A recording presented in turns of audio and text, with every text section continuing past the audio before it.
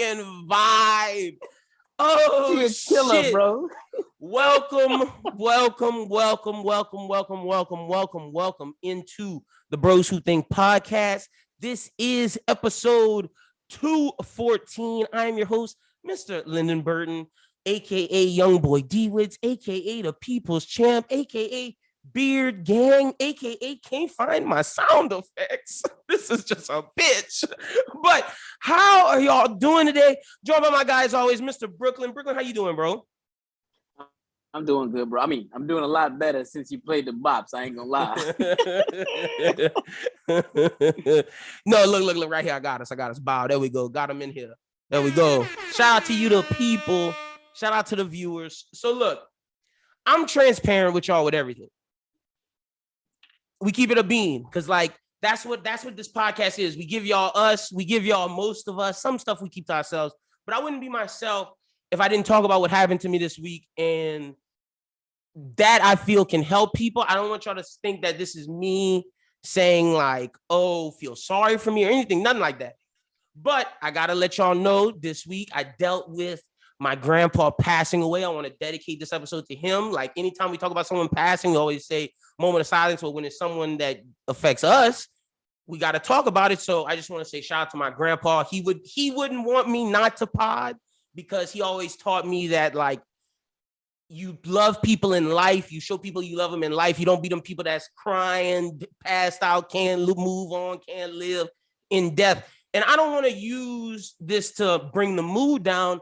I want to use this as a teaching moment to talk about like how we process death, how we deal with grief. And I promise after this, we're going to get to the jokes and all of that. But I feel like in this podcast, we have moments where I feel like we connect with y'all because we talk about real shit, whether that's George Floyd dying, whether that's political shit, whether that's shit that's racial driven, that's religious driven, whatever it may be. There's moments of time where we have to have real conversations. And I want to use this as something that I can help people because that's what my grandpa did. He helped people. So to me, I feel like in terms of grieving, I probably don't grieve the right way. Like I don't probably grieve healthy. Like I'm the type of person where I want to be by myself, get all my cries out alone, and then move on with it. But I will say, when I went see my mom, hugged her and cried, that put me at peace. That put me at ease. So maybe the being with people is true, but me personally, it took me forever to go there because it was like, I don't know why it was hard to just, you don't want to see the people you love hurt. And I guess that's what that was for me. Well, yeah. And I mean, when it's somebody that close, like, you know what I'm saying? I personally haven't lost anybody that close to me.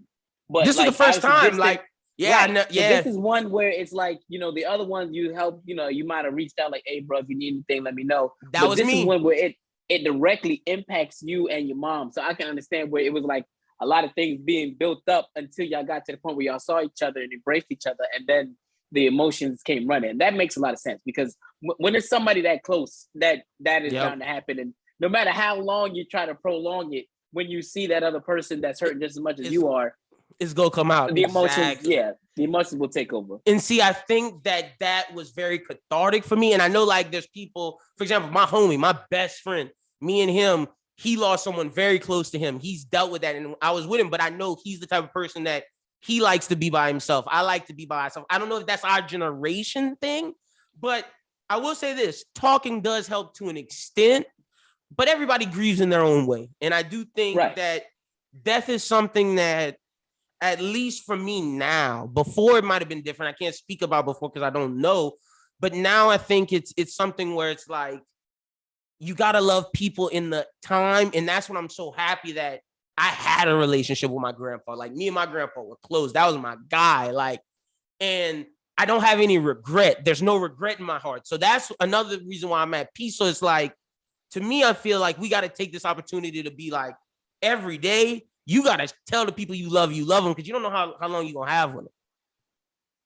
No, that's a fact. That's a fact. I remember, and it's funny because it was like overnight where I went from hanging up the phone with my sisters and it would be like, all right, bitch, talk to you later, some shit like that. Now it's like, you know, every time I hang up the phone, it's love you, blah, blah, blah, this and that. And it's like, I know they think the same thing, like, when the fuck did we become the old people that all of a sudden when we hang up the phone, we talk about some "I love you" type shit? Like that's me and my brother every too time. now. Yeah. And I don't know when it happened, but now it's just like, I don't know if we got older, we just realized that like we have this appreciation, like, hey, you could be here today, going tomorrow. So you know what I'm saying? Every day, every chance I get. Yep. You know what I'm saying? So I get it. Exactly, exactly. And also for the people out there, because I know there's people that fear death. To me, because I am one of those people that I don't know if I fear it. I don't know how I feel about it because of the what's next. But I now found comfort in the fact that you can never die if you leave an impact on people. If you touch people and how people remember you, you'll live on for forever. And that to me is true immortality. And if you can help someone, if you can help people, I truly think that's the purpose of like life. Like, yeah, of course, I have my own personal goals, but inside of them, if I can touch people and help people, the more people I help, I think that's what leaving a legacy and immortality is. Because think about it, we talk about people in hit, like you talk about Martin Luther King, you talk about the Julius, they're immortal. They last forever for things that they did, not for, yeah, Martin Luther King gave I Have a Dream, but it's all the million of Black kids that saw him and was like, damn, that shit mattered. It impacted me. It moved me. It touched me. Like, that's what I think matters in this life. And I 100% agree with you, bro. I remember I was probably like 12 or 13. And I had a teacher who he went into teaching for the wrong reasons. And I had another teacher, like he was the English teacher, the other dude was like the math teacher, shit like that. And the math teacher told me, he was like, me and my brother grew up poor in North Carolina, right? And we told each other that it didn't matter how much money you could accumulate. It's more about how many people can I impact. We moved to New York City, we're teachers here, and we get to leave a positive impact on these kids' lives each and every year. Versus somebody who's doing it for a check and he's thinking to himself, like, if all you want to do in life is make another step to see like how much money you can make, you can't take that shit with you, bro. Yeah, and the thing is, there's always gonna be another step you gotta climb. Right, there's always another step. If you're looking for money, there's always another step. If clout is what drives you, there's always something else. If there's money that drives you, there's always something else. But if you're, more focused on how many people you're impacting in your lifetime, I think, like you said, that's really what it all boils down to, bro. And that's the thing, man, because it's like, if you're remembered for helping people, if you're remembered for being a role model, if you're remembered for being someone that taught people, that showed people, that just did the right stuff, then that's how your legacy lives on, and that's how your name will carry on. And that's what I think I take away from this. And for those out there dealing with someone with that lost someone close to them, just know it gets better as time. Day 1 couldn't stop crying. Day 2 feel a little bit better. Day 3 might be crying again, but it's a process that you have to go through. And don't be afraid to cry. As Black men, that's something that's like, oh, we shouldn't cry. Or men in general, men shouldn't cry. Bro, I had my tear tissues piled up in like a little pyramid, my nigga. Don't send the niggas my way, all right? I had a daughter, and I be crying for Lynn. I can't go to the movies with people no more. I need to be by myself, nigga. I got this fear of things ending. If it end on a good note or end on a bad note, I'm in the theater crying. I be in this bitch watching Disney Plus, bro. Thea be looking at me like, yo, you crying again, bro? What's wrong with you? Look, man. She looking at me. Yo, my daughter be looking at me crazy. She's 3 now. Looking at my grown ass like, bro, you crying again? We've seen the ending of this movie already, boy. You've already seen the end. It's not even a new movie. Why you crying? Like, she really be like, Dad, are you crying again? I'm like, look, man, my damn business. So don't bring them my way. If they talk about men don't cry, look, them men ain't got no kids, man, because I be crying for everything. I be in that bitch crying like Tyrese. What more do you I will say it's cathartic, because I will say this. I hadn't cried in a while, so like everything was just coming out. It was just out of there. And I think that's something where my girlfriend's like, you need to cry a little more. And I do realize that. And it should be, because maybe I'll cry like once every 2 months, 3 months, maybe once every month, something like that. It's not like, but I think people should cry at least 2 times a month. At least 2 times a month. Minimum. Because you gotta release that emotion somehow. I cry more than 2 times a month, so I'm not. It's funny because I went from a dude who probably didn't cry 2 times in a year. That's what crying like 5 times a month, and I'm just like, yo, what the fuck? Like, but you feel happier, huh? You feel happier, huh? Years of pent up tears because now they start like. A bitch done watched Frozen like 20 times, bro. And the end comes, and I'm still crying. I'm like, yo, bro, what's good with you, bro? Like, I mean, straight face. But I think that's a real thing. Like, because I'm telling you, I think because when we hold emotions in for so long, no matter how long it is, it's got to come out at some point. Like, it needs to, and it's better that it comes out in the form of a tear than anger. Like, you don't want to be that guy. Like. You definitely want it to come out in the form of tears than rage. That is 100%. You do not want to be that guy because, like, that's not healthy at all. So, but like I said, I wanted to make it short and sweet. I wanted to use this opportunity, maybe cathartic for myself, just to talk about it, get my feelings out there, made me laugh, feel better. But I hope it helps someone out there who's going through a similar situation. Or if you're listening to this and in the future you go through it, maybe you reflect on this conversation. I just hope it helps people out there. Now, let's get to the jokes and the bullshit. And first off, we got to start with the biggest bullshit. Man, Boosie Boo is out of here, dog. It's over for him. Brooklyn, he went too far. It was only a matter of time. It was only a matter of time. He was going to keep pushing the fucking needle until there was no needle left to push. I was waiting for this, and now here we are. He went way too far. Like, okay. So I had a conversation with somebody. I'm not gonna name them. I had a conversation, and they were like, basically, I think that the only thing that was wrong was him telling him to kill himself. I was like, bro, he can't call somebody the F word because to me, that's like calling a black person the N word. He was like, that's not the same. And I was like, how? You can't say that's not the same. You can't. They feel it. Yeah. They feel that is one of the most degrading things you can call someone who's homosexual. So I was like, and he was like, all right, you got a point there. So to me, you could make jokes, I guess, about saying he go keep sucking dicks and getting in the butt, whatever. That's distasteful. But like calling him the F word and saying go kill yourself, nah, bro, Boosie. Yeah, bro, and that's too much. That's too far. Too far. What I said to somebody was, all right, so you know how you can say the N word with certain afflections to make it really. He said it ER. That was ER. That was ER, bro. That was the equivalent of that's what I was getting at. Nigger. Like that's what that was, bro. Like that was bad. Like that was bad. He had it in all caps. And I can't find the second tweet because he made another tweet that was just as bad. I never saw the second tweet. I just saw the first one. No, I just saw the first one too. Twitter took down the second one because I went to his profile to see the first one. Oh, shit. And then they had another one. If they took the second one down, that shit was raw then. That bitch had to be raw. And I couldn't find it. No, there were no screenshots of the second one. It was just the first one. The reason being, though, is like I said before. Obviously, it was faster for somebody on the baby's terms to be canceled because he was a mainstream artist. Mm-hmm. It would take more to hurt a street artist because most of his people agree with his ignorant comments. And they still gonna listen to him. Like, I don't think Boosie's gonna be canceled, but I don't think he's gonna get the looks.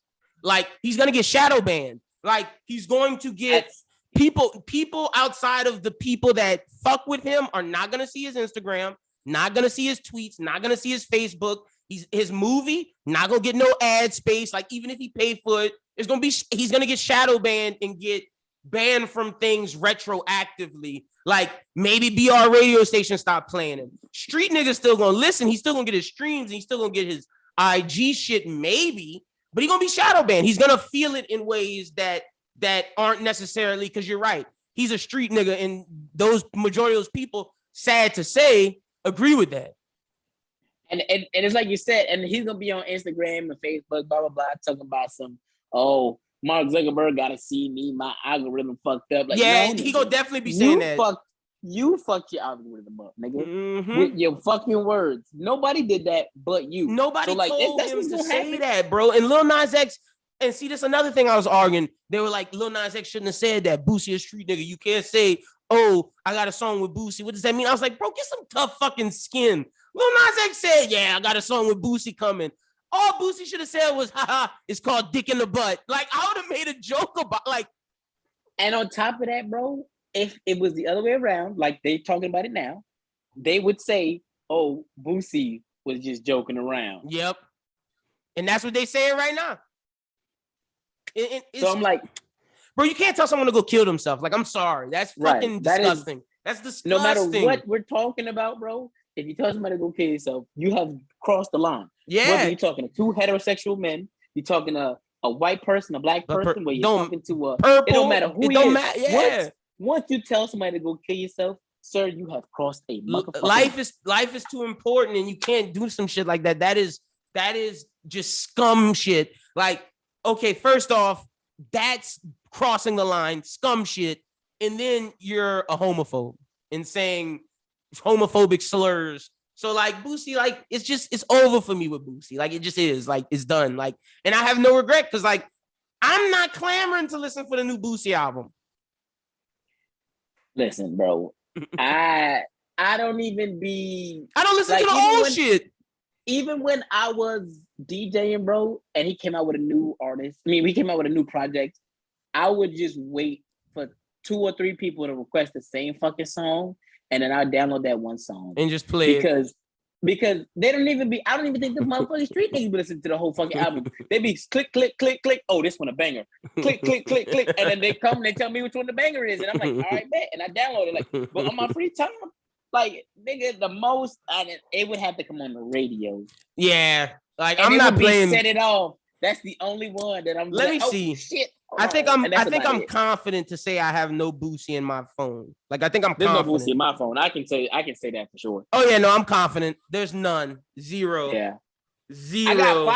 I got Fox on my phone. I don't got Boosie on my phone. Zero Boosie. Let's see if it's under Lil, just to be sure. Nope. I got Lil Baby, Lil Bibby, Lil Durk, Lil Tekka, Lil TJ, Lil Uzi, Lil Wayne, Lil Yachty, Lil Artho, Lil Brother. No Lil Boosie. Yeah. I'm about to say, I was like, I don't listen to that shit on my spare time. I never No, did, bro, never. Like, fuck that shit, dog. Like, too much, Boosie. Way too much. Just scum shit, nigga. Super, super scum shit. Now, on to other music shit. Before we get to the album, Wale, of course, for Lauren 2. Did you see Big Sean and Kanye are beefing? Yes, bro. Yes. I'm not gonna lie. All right. So it was funny because I saw this by accident. Because what happened was I was scrolling and I'm like, damn, Big Sean braids is motherfucking busting. So I clicked on the video, I didn't even read I didn't even read the description, none of that, bro. I just see these motherfucking braids fresh as shit. So I click on the video. It's clickbait, obviously, because I didn't know. And then I'm listening to that shit. I'm like, shocked me though. His song is fire. He snaked a lot of niggas. Yeah, he did. A lot of niggas. So for niggas to start coming out and saying shit now, I'm like, yeah, like and look, I got the. It don't shock me. Not only that, on the Kanye and 100% snaked a bunch of niggas, but Big Sean, I feel like feels he's underrated. I feel like he took shots at Kendrick as well, rapping. This nigga said, "Yeah, I take pride in being versatile, but I can also see how it's helped and hurt me in my career. Because some people hear a song and think I'm just that or a certain type of artist when I have many sides. I can out-rap anyone. He did the Candyman thing. People call Kendrick Candyman, had all the B's on him. He then said, but sometimes I just want to vibe and have fun. I'll do a hype song, a conscious song, a love song, a strip club song. We'll hop on a song with anybody, hold my own. That's why I rapped on 4 different styles of beats at LA Leakers. Freestyle was great because I embrace being versatile. Love to everybody who listened as well, Sharon. I do get tired of being judged and take personal offense when someone thinks I can't rap. I literally have proven myself over and over and over, but maybe I should just stop caring so much what other people think and stop taking things personal, just get back to having fun. Also, I really miss the brotherhood I used to have with good music. I don't know what happened. Guess those good old days. And he had good music, all caps, good old days, all caps. It's all, I guess those the good old days. It's all love, but we really used to be clicked up. So I'm just back to having fun because trying to please everybody ain't it. If you rock with me, you rock with me. If you don't, you don't. You just don't have good taste. Law. That was at Kanye. Think about this. Big Sean wasn't in the rollout of the good music rollout, the last one with Tiana, Pusha, Kids See Ghosts. He ain't dropped. He dropped with Hit Boy. He been with Hit Boy. He wasn't on Donda, wasn't in none of the writing sessions. He was with Nas, though. Crazy, bro. Big Sean said, fuck that nigga Ye. Or Ye said, fuck Big Sean and did Big Sean dirty. Because Big Sean seemed hurt. That's what I was trying to figure out. After I was trying to figure out, I was like, there wasn't enough details for me to imply whether, well, I can tell for sure. He hurt. That's what I can tell. Yeah. Communication was cut off where where he don't even know what happened technically. He's like, niggas just stop fucking with me. I'm not really sure why they not fucking with me. Like, it'd be different if yeah, niggas not fucking with me because X, Y, and Z. He don't even know why niggas not fucking with him. That's a fact. That's strange. Super strange. Foul. I feel bad for him, man. I feel bad for the guy, but who you think? So are we gonna get he's not gonna diss Kanye. He's not gonna do no diss song. Nah, I don't think he gives a fuck about that. Yeah, I think it's over with for that. Like, I just feel like he moved on from that. He doing his own music, and I don't think we'll see anything. Now, do we get Candyman? He did have all them bees on him. That nigga crazy for that. That would be cool. He had 65,000 bees on him, he said. It made me itch. I ain't gonna lie. Bro, I'm gonna put the picture up. It's like, oh, that shit is like one wrong move, they sting him.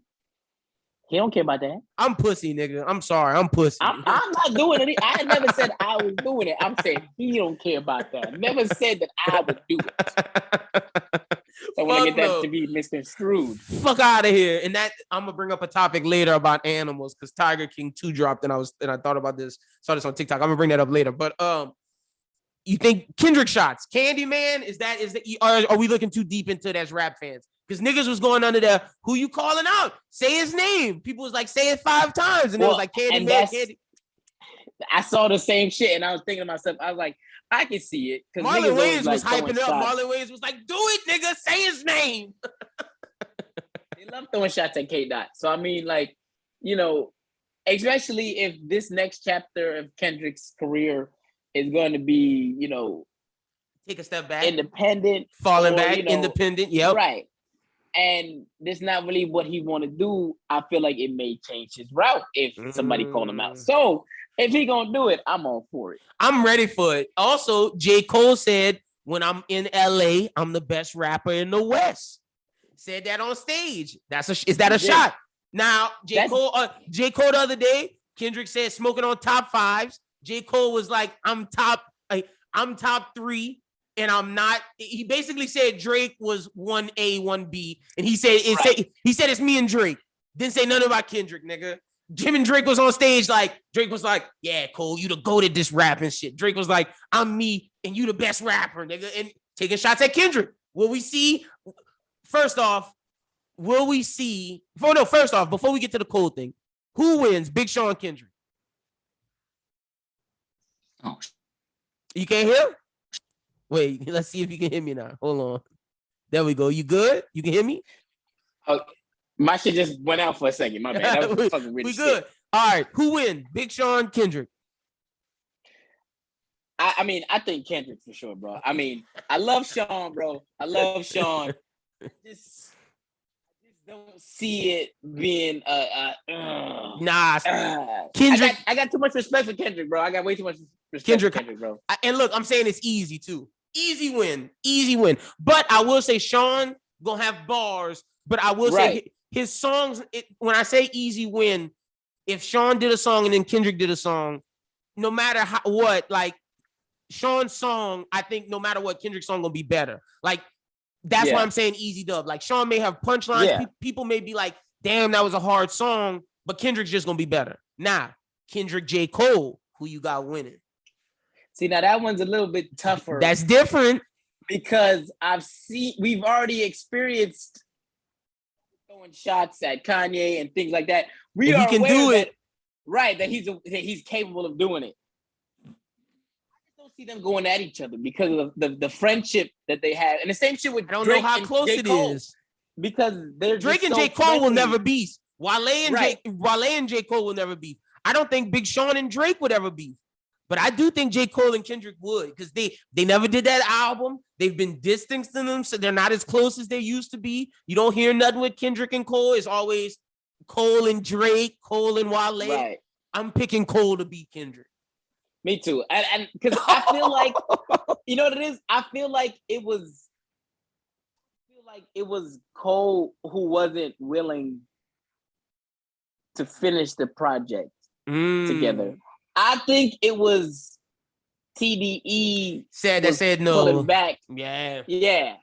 Because Cole been his own boss the first project. Yep. And even though he with Jay-Z and Rock Nation, even though he with him, they let him do anything. Yeah. Right. When he proved that after the second one that he didn't need no features to go platinum, they were like, bet. Do your thing. So for the TDE thing, I think that I've always thought that it was TDE that said no. Yeah.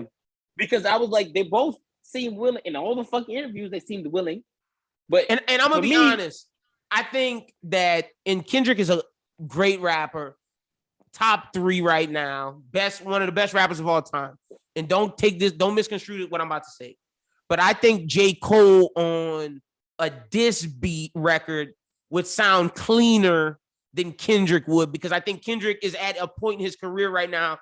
I don't want to hear all them extra Baby Keem voices. I'm gonna be honest. Like, I don't want to hear that. If you can't get back to Section 80 and Good Kid, Mad City, my nigga, don't rap. Don't do it. Don't do it. Because you need Section 80 Kendrick to win. You don't need me and my range brother. No, Cole gonna out rap you, nigga. Cole gonna put you under. I know you heard that Cameron intro. Like, I'm thinking of that Cam intro, nigga. It's too easy for me now. Shit, don't put that Baby Keem shit on here. Bad. That shit was so bad, bro. That shit was so bad, bro. Me and my range brother. Let's get this shit. Nigga, not top of the morning, nigga. Yeah. Cole said it's too easy for me now, nigga. Fuck out of like here. You said, the battle rap beat kind of shit. It goes with the Cole's voice more. It just right. God damn, motherfucker! I can't even think of my damn thoughts. Nigga said Baby Keem threw me all off. But no, yeah, for real. Like, the way it's been going for K Dot lately is like, I really want to see. He too artistic. Like, and it's the same kind of thing with Big Sean. It's like he in his head so damn much that he would try to be too much of an artist and less of a battle rapper if they had to do diss tracks. Mm-hmm. He think about it too much. And speaking about thinking about too much, I wanted to love for Lauren too. It's okay. It's okay at best. Like this Wale just tried too hard. I don't know. I like New Balances, but Name Ring a Bell, Poke It Out, Tiffany Nikes. I'm just like, that's commercial DC shit that I'm not fucking with. Like, the first 6 songs to me, besides the intro, are mad. Like, I don't like the first 6. Then it gets to Light Years with Rick Ross, which is hard. Yeah. Angles with Chris Brown. I mean, that's the singles, whatever. Dearly Beloved is fucking amazing. And then you got More Love. That's the Boys to Men song. I'm on that one. It was all right. Jump In with Lil Chris. I'm on that one. But then you go Down South with Maxwell Cream, I like. Extra Special, I like. Fire and Ice, I like. And Beverly Boulevard, I like. So he finished the album 12, 13, 14, 15 strong, but he only has, to me, good songs 14, 15, 13, 12, 9, and 7. That's 6 out of 15. That's a miss. So for me, right, I didn't know how you was going to go about it. So this was the one that I sat with the most. Me too. Because it was the one that I thought was the biggest miss. So I was like, I need to keep listening to it to make sure I'm not fucking up. Like you said, there's 15 songs on this album, and you can tell that he's trying to make a radio hit in at least half of these bitches. Yeah. And it just don't sit right with me. It don't. Because I'm like, bro, we are so past that. Like, far in our career that we shouldn't be worried about making radio hits. But I will say, I don't know what kind of contract Rick Ross signed these niggas to that they shit still coming out under motherfucking Maybach music. Because whatever deal Wale and Meek Mill signed, I'm telling you right now, Lynn, they both got the bad end of the stick. Expenses paid. Lauren 2 are both still under Maybach music. Nigga, what did y'all sign? Wait, and speaking of Meek Mill, let me get the quote, my nigga.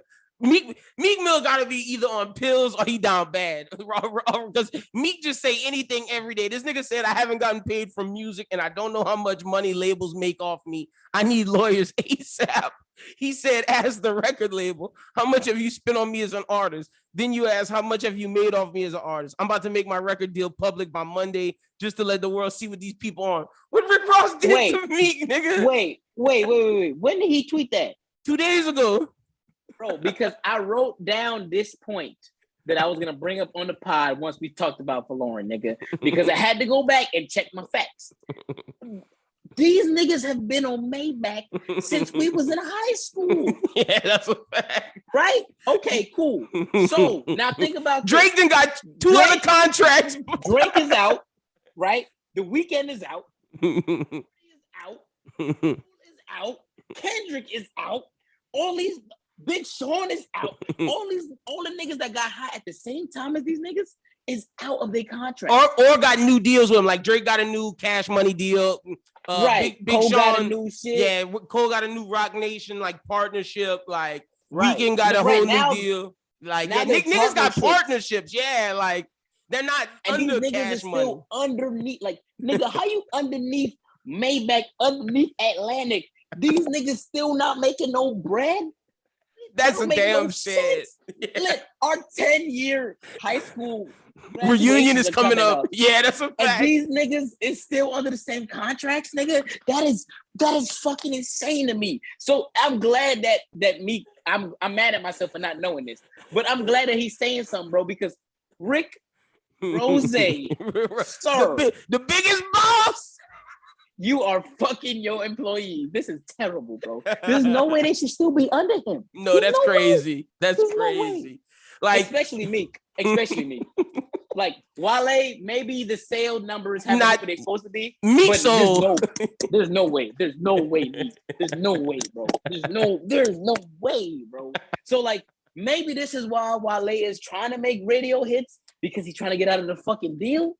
Because that's what it felt like to me. It felt like he was trying too hard to make a radio hit. So now Wale should just make mixtape style raps, bro. Wale should make music like I'll never forget. Like Wale needs to make songs like "Dearly Beloved," that one time in Houston. Like his Seinfeld albums was great. Like Wale needs to get back to that. But I understand being hurt that you didn't win a Grammy for doing an album with Jerry Seinfeld that incorporated a theme like. The album About Nothing is arguably one of the best albums of the last decade. Got to give him credit for that. Wale's very underrated, but it's like I used to champion Wale as, you know, I said it on this pod multiple times. For me, it goes Drake, Cole, Kendrick, Wale. Like I put Wale over Big Sean. One of the best lyricists of our time. That's exactly, fact, bro. Like me personally, I like Wale's music more than Kendrick's. I like his old shit. Like I can talk about the great Wale albums, like and when we make this public, if Wale sees it because he check everything,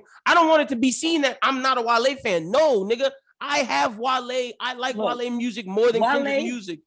Wale has this is obviously it's Ambition, Gifted, the album About Nothing. That's 3 classics to me. Shine is critically underrated.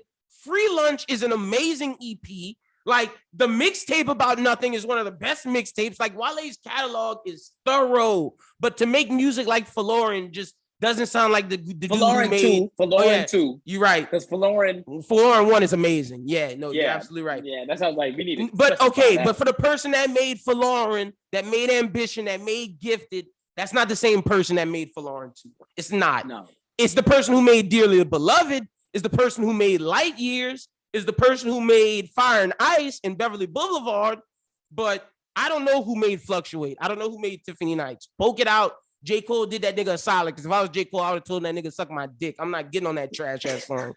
Fuck out of here, nigga. As soon as he would have started playing that shit, I was like, what the fuck is this beat, nigga? Well, you know what beat it is. It's the what's the name of the song? They flipped. That's hard. That's a horrible flip. Hold on, let me. I gotta listen Vibrant. To it. Fuck, what's the name of the fucking? Oh, A-Marie. That's that. No. No. That's not what it is. Yeah, that's what it is, huh? Hold on, I'm about to Google Poke It Out sample. Don't worry. It's not A. Marie, bro. It's like it came out like 2000, maybe 99. It's a rap song. Vibrant. Fuck. Wait, hold on, nigga. I'm about to tell you. They sample. I wanna no, nigga. What? This is a horrible thing that they say they sample. What the fuck? What the fuck is that? I clicked this shit saying some random ass shit, nigga. He said, I can't read that out loud. That's not right. I don't know what the fuck this is. Okay, wait. Oh, they said, Vibrant Thing, Q-Tip's classic. Vibrant. There we go. Vibrant Thing. Yeah. Okay, well, Vibrant Thing, but that's the A. Marie song too. A. Marie is the bitch that sampled, right? That sample A. Marie Vibrant. was not. She was not a very. She was one of those voices. But you know what I'm talking about? The la la la la la. Yeah, I know what you're talking about. But so they sampled that, but that goes back to the fact Q-tip. that somebody like no, fuck that. There's no shot at Q-tip or nothing like that. But this is something where we talk about Sweetie, right? Where you take a song that was already hot. And you say, try to flip it and try to make bad flip. That's Hitmaker gotta quit it, bro. Hitmaker Wale, you not twerking, all right? You twerking. So that's how the bitch get the sales in. And that's the same problem with Expensive Pain. That was Meek's problem, sampling all kind of crazy dumb shit. And that brings me back to what the fuck music kind of deals are they under for Maybach to still be controlling their shit in 2021? Ambition came out in 2011 under Maybach Music. In 2021, Valorant 2 is coming. No, Lynn, that don't make no fucking sense. That don't make no fucking sense. Let me see something. Let me see. Ambition came out in 2011. Ambition's under Maybach Music.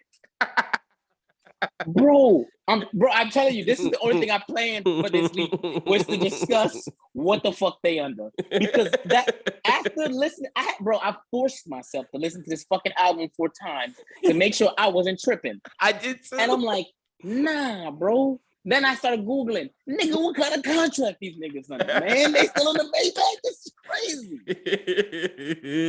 They had some other albums this week. Majid Jordan, at first I was like, I didn't like this album, but then on the second listen, I do like this album. I don't like the second song. The second song is trash. Second song should be the fuck out of here. Second song is like some poppy shit. I don't know what the fuck that is. And wait, let me see. And okay, but from Stars Align all the way to the end, I fuck with this album. It's good R&B. This is a song. This is an album that I had the luxury of. I was driving to go get Thea. Perfect driving album. Perfect driving album. And I was like, nah, this shit right here, I fuck with this. Yep. So I was like, this is one that I listened to once or twice, and I was like, I already made my mind up on this bitch. Yep. Shout out to I didn't expect it to be a miss, to be honest with you. I didn't. I don't think Majid Jordan to me has always put out good music. The first album they did, Majid Jordan self-titled, The Space Between to me is a severely underrated album. Severely, like The Space Between to me is one of the best. I can't call it an R&B album, but alternative white soul. I guess I'll call it white soul, but new age white soul. I'm gonna tell you why niggas didn't fuck with them, right? Because the reason I can't make this up, man. A lot of niggas thought that even when it said featured Majid Jordan, they still thought The Weeknd. So these niggas really be listening to that shit thinking, but they don't say The Weeknd, but this shit sound like The Weeknd. I'm like, yo, y'all niggas is really stupid. So a lot of niggas don't be checking for their shit because they think it's The Weeknd. Yeah, Majid Jordan's great. Like they really never heard such dumbass shit in my life. And I went back to New York and I was talking to some niggas and I just had to let them talk. I was like, you know what I'm saying? Because if you tell them that you're educated, they get angry and shit like that. So I just kind of let them talk. But these niggas really think that they The Weeknd, bro. And I'm like, that's crazy. They got pictures of these niggas, man. Yeah, like it's too. It's two white dudes. So, well, one of them's Lebanese, but like, or both of them might be Lebanese actually. But you can find they pictures on the internet. That's them. They on the internet. Niggas think they the Weeknd, and I'm like, no, nigga. But shout out to them, man. Like, Wildest Dream is great. Stars Align with Drake. I thought Drake did a good job. That was they did a flip, but that was a good flip. Like, Drake does good flips. It was a good flip. Drake does good flips. I'm sorry. Forget About the Party's great. Been Through That is a great song. Even the song with Diddy. I was like, whoa, did Diddy that was produce the one that? I was the one that was like, I ain't gonna like this. And I played it. I said, son of a bitch, I like it. Yeah, that shit is great. Shout out to Diddy. Hey, when Diddy new album come out, we checking for that. That might be a good R&B album. We're not checking for that. That's gonna be a good R&B album. We're not checking for that. Hey, I'm gonna say this. I saw something that made me be like, damn. I saw a video over the weekend. I know what you saw. It was on TikTok. It was that nigga. He said what Diddy said about Biggie. We're not gonna say it. Y'all go looking for it on TikTok. That shit is crazy. I know exactly what you're talking about. Crazy, nigga. That shit is nuts. Did you listen to Kawhi Leonard's album? Bro, that shit was a banger, bro. I'm not gonna hold you, bitch. I was shocked. That's the only one I didn't listen to because I forgot. Bro, I was shocked, nigga. I was like, Kawhi better than LeBron at coordinating music? Fuck LeBron, nigga. This nigga Kawhi about to take DJ Khaled's spot, nigga. The right niggas on the same songs. I was like, hold on. Does he rap? Nah, Kawhi not on that shit. Oh, he produced. He just put people together. Okay. Yeah, because it's like Young Boy. Kawhi got a Lil Uzi feature. That's crazy. Bro, he had what the fuck is this fat nigga name? Damn. Rod Wave. Yeah, he had Young Boy Rod Wave first song. I see fire. That. Gunna Polo I'm thinking to myself, the Gunna Polo G shit fire. I'm thinking to myself like, hold on, bitch. Then Uzi came on there, and Uzi usually do his bullshit anyways, but Uzi came on there spitting. I'm thinking to myself like, did these niggas get their money up front? Because it don't seem like nobody did a bullshit verse. That's crazy. Kawhi might have paid them niggas. I'm thinking to myself like, did these niggas get their money up front? Like, did he have the briefcase? Did he have the briefcase open? Everybody came to rap, and I'm like, that nigga got a Ty Dolla $ign Wale feat song, boy. Well, see, look. Well, look. I'm gonna say right now, the one miss is that one. Wow, Wale. Because you know what? Can you guess what they did? What they did? Flip something. They flipped the old song. Hitmaker probably made it. You know it. I couldn't believe that shit, bro. And but everything else about it. Yeah, I thought about it, and I was like, you know what? I feel like Ty himself has been on a song like this that was flipped, and then so the both of them together, it rubbed me the wrong way in the first place because I knew that was the one that had a red flag on the first place. I was like, Ty Dolla $ign and Wale. It's Stefan Don. I'm gonna click.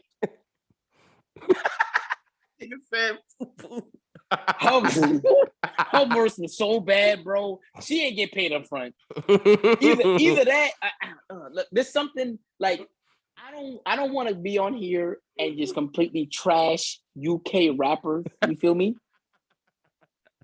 I don't want to be that guy. You know what I'm saying? Because I understand what Drake did for y'all. Shout out Son to Dave. That's the only one I big up. Shout out to Dave. Skepta, he alright.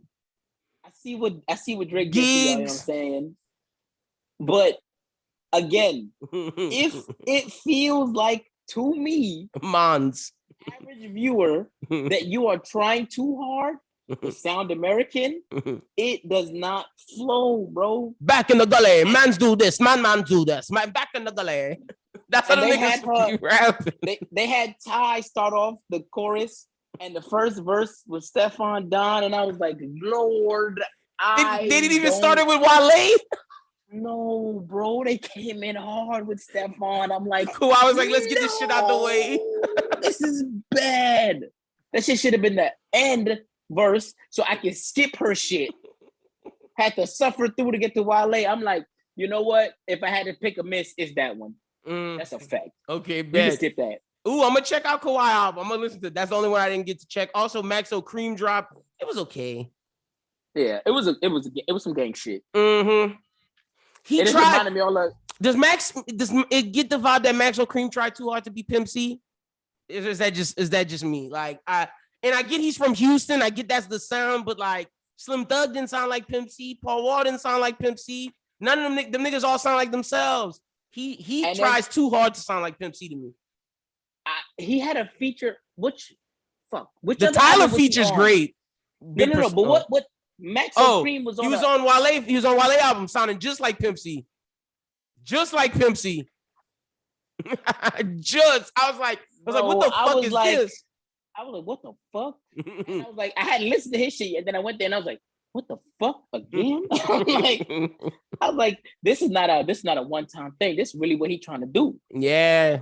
Yeah. Nah, I didn't like that. I didn't like it either. So seems like we got be yourself, bro. I'm gonna say this. I like Falarin more than that imitation Maxo Cream, and I didn't like. And Falarin to me is mid, like super mid. Right.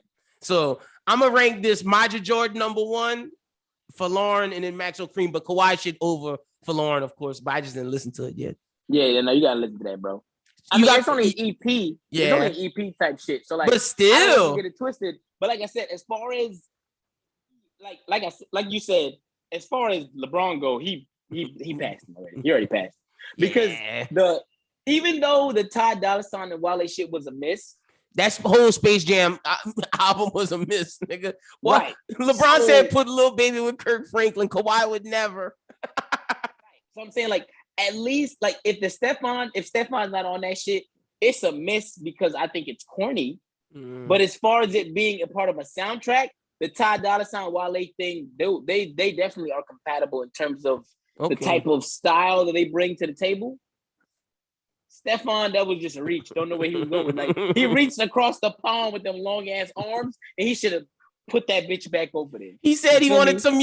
I get it. Kawhi trying to sell, man. Kawhi said, "Let me get some UK money, nigga, on this. Just a little bit. Just a little bit." Bad things, yo. Bad things. Now let's get into the shaking my head shit. You saw Kodak and his mama? Like, I would never touch my mama like that, boy. What's wrong with that nigga? He need to be like Chris. Shout out to our nigga Chrissa. Chrissa always says that just lock that nigga Kodak up and throw away the key. Chrissa don't fuck with Kodak. And I'm starting to be with Chrissa, man. Just like some niggas just need to be in jail, man. Like that nigga Kodak up, bro. Why he was touching his mama like that? I always thought Kodak was a menace to society, right? I'm not gonna lie to you. I'm not gonna waver about that. Always thought that. But the way he was touching his mama, though, it should be unconstitutional to touch your mama like that, my nigga. Bro, that's crazy, bro. Like, he was rubbing on it. He said that's his bitch. Like, what? Nigga, that's your mama. He's like, I love my bitch. To my stomach. It made me sick to my stomach. I ain't gonna lie, bro. That shit was weird. Super weird. Like, maybe it's a Florida nigga shit. I don't know. Florida niggas who listen to this, let us know. Y'all like that? That's really how y'all be out here in these streets? You be in the Discord like, I wish y'all niggas would talk about me like that. They gonna say, Jit, you stupid, Jit. Like, like, ain't no way I'm touching my mama like that, Jit. Also, we'll need to just leave Jada, bro. I watched that today, the Red Table Talk. She was basically like, look, the nigga dick ain't good. That's basically what she said. What she said was, it was. She said it's hard. The thing Will and I talk about a lot is the journey. We started at this a very young age, 22 years old. That's why the accountability part really hit for me, because I think you expect your partner to know what you need, especially when it comes to sex. It's like, well, if you love me, you should know. If you love me, you should read my mind. That's a huge pitfall, AKA the sex not good. Damn. Right. And that's what I thought to myself. I'm thinking to myself, like, look, pimp. Look, go ahead, pimp. Right.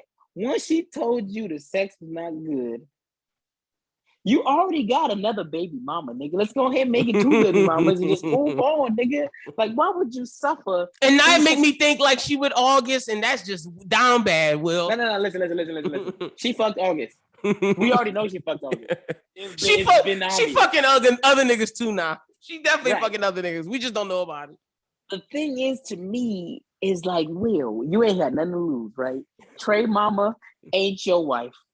Fuck it. Willow. They old enough. They old enough, my nigga. Your wife neither. But no. Fuck all that. Fuck all that other shit. It shouldn't even have got to this point where this bitch is making you the topic of her Facebook every fucking week segment, bro. Like, your ass should have been gone before the pan pizza. You should have been gone after Jada did the wax on, wax off shit in Karate Kid, nigga. You should have been gone. Now you got a full head of gray hair and you got to work your ass off to keep your stomach off your belly. You old and rubbery at this point. Yeah, it's over for you. Still. But and like, Margot Robbie, he could have had, like, him and Margot Robbie had a thing that one time. They said they had a little fling. Jada shut that down. Jada stopped him from being in the Matrix because she didn't want him kissing on Trinity. But saying his dick bad. Well, you should have left this bitch. She stopped you from being in the Matrix. She told you no, but she was in the Matrix. It make sense. Listen. I'll fuck with Jada Pinkett, dog. As a avid Matrix lover, I don't know if you would have wanted Will to be Neo. I don't think it would have hit the same way without my dog Keanu. I don't know, bro. That one always touches something for me when they talk about him being the Matrix. Because I tell you right now, Lynn, I remember one year my mom was like, "What you want for your birthday?" And I said, "I need 3 tickets to go see Matrix Reloaded." And she was like, "Nigga, what?" She was confused. Like, I was like, "Sim." She was like, "Nigga, what?" And I was like, "Me, my little sister, and my older sister, they going to see Matrix Reloaded." And my older sister was like, "I'm going to see what?" You heard me. She was like 17. Like, I know this nigga not telling me what I'm about to do. See me. So I don't know, bro. I kind of like it the way it was. Thank God for that one. But as far as the marriage goes, oh no, I'm not even talking about the movie. Fuck that. You right?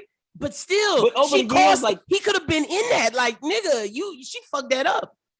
He let her dictate his life all these years. And like I said, all right, cool. Down bad. Say he does stay for the birth of Willow and what she's contributed to society. But I think the nigga could have left with Jada. He could have been like, "Look, it's not working. We out." You know what I'm saying? Nothing against Willow. If they had the kid, niggas like with that. Niggas fuck with that pop album she just did. That rock album. She just did a rock album. Niggas fuck with that. It's rock pop. It's rock pop. That's a fact. But no. I'm not taking away from what she did. I'm just saying, like, you know, society wouldn't I whip my hair back and forth. We would have been fine without that. You know what I'm saying? So I'm like, don't get it twisted. Don't you do that? You could have did us a favor. You know what I'm saying? I'm not worried about that by any means necessary. Oh shit! But she got man every week. She got Will looking bad, bro. She got looking so bad. I would tell her like, bro, you gotta stop talking about me. Talk about something else. But then when she talk about other things, she talk about the other niggas she loved, like Tupac, which is bad. Will can't catch a break. Because now it's to a point where she's realized the only thing that's getting clicks on this motherfucker is me talking about my personal love life. Mm-hmm. So she's dashed away all of the from other interviews. Topics. Yep. She don't give a fuck about nothing else because she like, I know what get the clicks. Yep. And I'm trying to get. I want an Emmy. I want an Emmy talking about my love life. Will, you gotta suck it. I stood by you for you never winning an Oscar. I got an Emmy. Like, think about that. Will must be sick. Will don't have no Oscar, no Emmy. But his wife got an Emmy for Red Table? Oh, I'd be sick. I'd be sick. Nuts. I did Pursuit of Happiness, and you got an Emmy for talking shit about my dick? Oh, I'd be sick. Nigga, I'd be hurt. She got an Emmy for talking about her pussy? I'd be hurt. No. I'd be hurt. No. I didn't make Pursuit of Happiness for this nigga. I was Ali. 7 pounds, bitch. Ain't no motherfucking way, ho. I was I Am Legend. I talked to a dog for 2 hours. Motherfucker was in love with a mannequin. Oh, shit. I saw that and I was like, oh, no, I got to tell B. And I want to bring a new segment to the show that when I find an internet video, if Brooklyn find one, we're going to say the most fucked up shit we saw this week. So I got one for us this week. I just brought this so B can look for next week. But I'm going to put the video for y'all to watch while I'm talking about it. But a lady has a tantrum at her baby shower. She finds out the baby's gender, immediately does this, jumps to the ground like a child on her stomach and going like this. Nah, you lying. I'm dead ass. In the Twitter video under it was the baby in the stomach, and it was saying it was Black Youngster when Black Youngster. Bro, that's gotta be attempted murder. That's gotta be attempted murder, bro. That's what Chris said. Chris said the baby dead. She can't live in Texas. They'd have that bitch in jail. Okay. She like this. She on her stomach going like straight temp. All right. This is it don't matter. But what was the gender, bro? Girl. It don't make it no better or worse. I just wanted to know. That bitch was crazy. So that was the worst thing I saw this week. By far, that beats anything I saw on the internet this week. By far. The worst thing I saw on the internet this week was black people talking about they still listen to R. Kelly. And I sent it to you. Yeah. So I'm gonna put that TikTok up next. That is the worst things we saw. We got Brooklyn. we got Brooklyn with black people still listening to R. Kelly. And we got Lyndon with the woman attempted murder because she was on her stomach.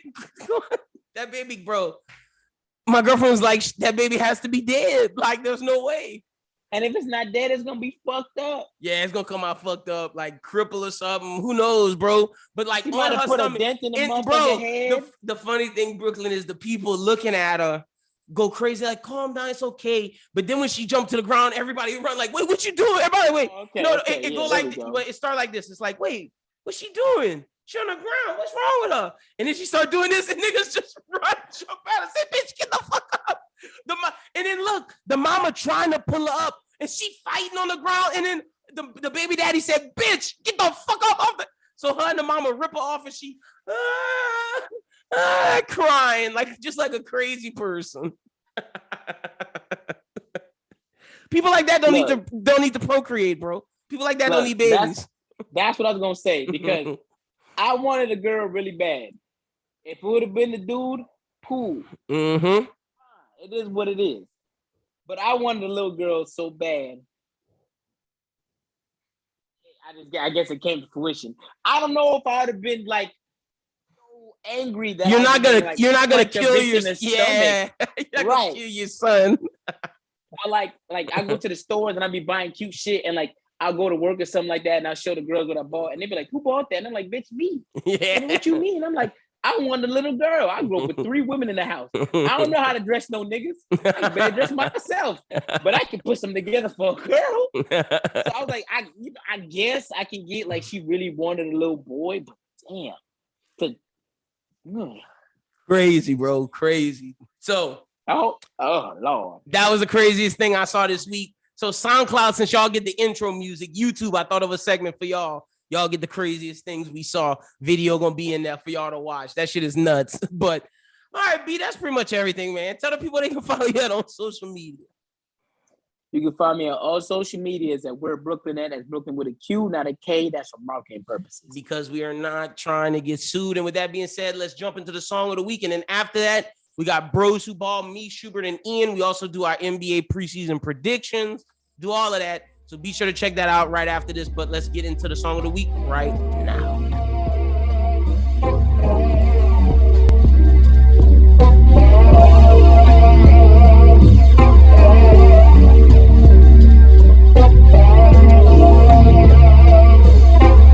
Are you really jerking off alone? That way, you say, come down, let's say, we did, it means we saw, we see.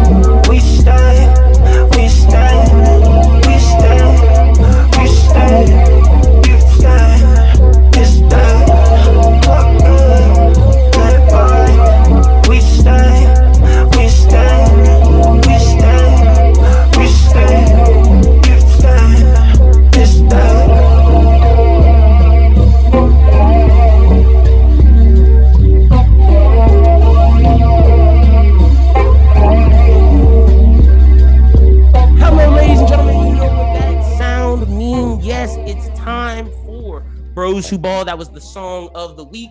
See, I need to start picking the song of the week before we record these so I can say, and shout out to that artist, but I pick them when I'm in the editing process. So, but shout out to that artist, whoever is the song of the week artist. But I'm joined by whoever you are. I'm joined by my guy, Adam Schubert, as always, and returning. He floats around, Mr. Ian Hawley. I'm gonna start with Ian because he's a guest. Ian, how you doing, sir? Glad to have you back on Bros Who Ball. I'm good, man. It's good to be back. Thank you guys for having me. Bro, I've been watching so much college football stuff, and by that I mean so much Michigan State college football stuff. We're undefeated. We're playing our main rival this week. I got the Michigan State shirt on because we played basketball today. It was just an exhibition game. Hey, all right. Well, save your Michigan State thoughts because I'm going to ask you about it. We're going to get to that, but glad to have you. We always love having you back and bring you back more often as always. Schubert, how you doing, brother? I'm doing all right, man. You know, it's been a big time for my other podcast with all the trailers and movies and stuff that's been coming out. So I've been, real wrapped up in that, but still catching my NBA games. YouTube TV asked me the other day, is like, you want us to start recording some NBA games? I said, yes. Yes, I do that. I record the all Pels games. I record, I think I chose the Celtics, the Hawks, and the Nets. I think those are the three teams I've chosen. I also chose the Hawks. I need to choose a West team. I want to choose like Golden State or something. Because they're on TV enough. Yeah, true. And we're going to talk about that because, ladies and gentlemen, we haven't done Bros Who Ball in, I think, about a week, maybe one episode. It hasn't been that many. But and hockey's on ESPN, so that's been nice, too. True. But this is going to be our NBA preview episode. Schubert and I are going to, and Ian as well, are going to go through, pick our teams who we think are going to win, pick teams who we think are going to be good, that whole thing, MVP, MIP, all of that. But before we get to any of that, got to talk college football. Can't bring Ian on and not talk college football. That's him and Schubert's jam. Schubert, take it away, man. What's up? What's your thoughts with college football? Is Georgia the best team in college football right now? Yeah. Well, it's pretty much a 3-team race, which is my take, not everyone's take. But at this point, to me, it's Georgia, Alabama, and Big Ten East. Whoever wins. Got you. At this point, to me, it's Ohio State from what I've been watching. But we'll find out a lot this week when we get the two Michigan teams together. So do you not think Oklahoma's going to make it? That's the thing. I think now that they switch quarterbacks, I think they'll make it just because Caleb Williams, that guy. Because he's better than Spencer Rattler. Yeah. I just don't think that anybody else is going to be able to beat them. That's what I'm saying. I don't think that they're better than the one-loss SEC team. Majority of college football. Yeah. I think that there's probably 4 Big Ten teams that are better than Oklahoma. Probably 5, and they're about the same in the SEC. So Oklahoma and Texas, get ready when you come in the SEC because you're going to be the 5th or 6th best. Yeah, you'll be in the middle. Exactly. And see, my thing is, so it's kind of sucks for Georgia and Bama because Georgia and Bama are arguably the best teams in the country. But the fact that Bama lost, if Bama beats Georgia in the SEC championship, if I'm Georgia, I'm like, bro, I deserve to be in the playoffs over Oklahoma, who only beat Tulane by 5 points. Ian, do you think Oklahoma deserves to be in there if they win their championship? Or is this one of those years where we're like, hey, man, we excluded the Pac-10 champion for so long. You guys don't deserve to be in there. Well, the Pac-10 is different than the Big 12 because the Pac-10 always ends up just muddying each other up. Yeah, the Pac-12, you're right. So that's 21. You held up 21. This is 12. The Big 12 doesn't do that to itself. Usually there's a couple of teams at the top who may have one loss. So really the thing with Oklahoma now is they've played all of their, lesser competition. Texas is really the biggest challenge that they had thus far. But now they play 3 ranked teams back to back. They play Baylor at Baylor, then they play Iowa State at home, and then Oklahoma State at Oklahoma State to end the season. So, and that's all, coming on pre-championship this week, which is Texas Tech. Yep. So they He's got some 5-3. tough tests left. I'd say if they get through all of that, then they get into the playoff. You know, depends on who they would face in the Big 12 championship, I guess. You know, the Big 12 is weird. They don't have the conferences on either side. I think it's just the top 2 teams, right? Now let me ask you a question, Schubert. Well, they have one. They added it a few years ago, did they not? I don't know. I think they have It's a only championship. been around a couple of years. Yeah, I think they have a championship. I'm pretty sure they do. Let me ask you a question, Schubert. What a sports podcast. Georgia, no, they do. That's why I'm just Georgia. Oh, yeah, they do. Georgia loses to Bama. 1 loss. Ohio State wins out. Who you put in the playoffs? Georgia, Ohio State. Wait, what? Say that again? Georgia loses to Bama. Georgia has 1 loss. Been the best team in the country all year. Ohio State wins out, but they have 1 loss. Cincinnati, Oklahoma, and Bama make it in. Who's that final team? Georgia or Ohio State? Ohio State. Real, okay. They're in the Big Ten? Big Ten? Yeah. Yeah. Okay. I was just seeing if one loss. The Big Ten and the SEC are guaranteed. Guaranteed. Okay. Now, does a 1-loss Georgia team get in over Cincinnati, or Cincinnati a lock at this point? Now that's a conversation. That's. Sorry, go ahead. I'll ask you. No, I was gonna say is, that's a conversation because the committee makes those choices. Now, does undefeated Cincinnati probably deserve to go? Yeah. Yeah. But if we're in terms of who is a better team, Georgia, yeah, straight up in a bowl game last year, similar teams, and that's something that you could look at in that argument. And this Georgia team's better than last year's by far.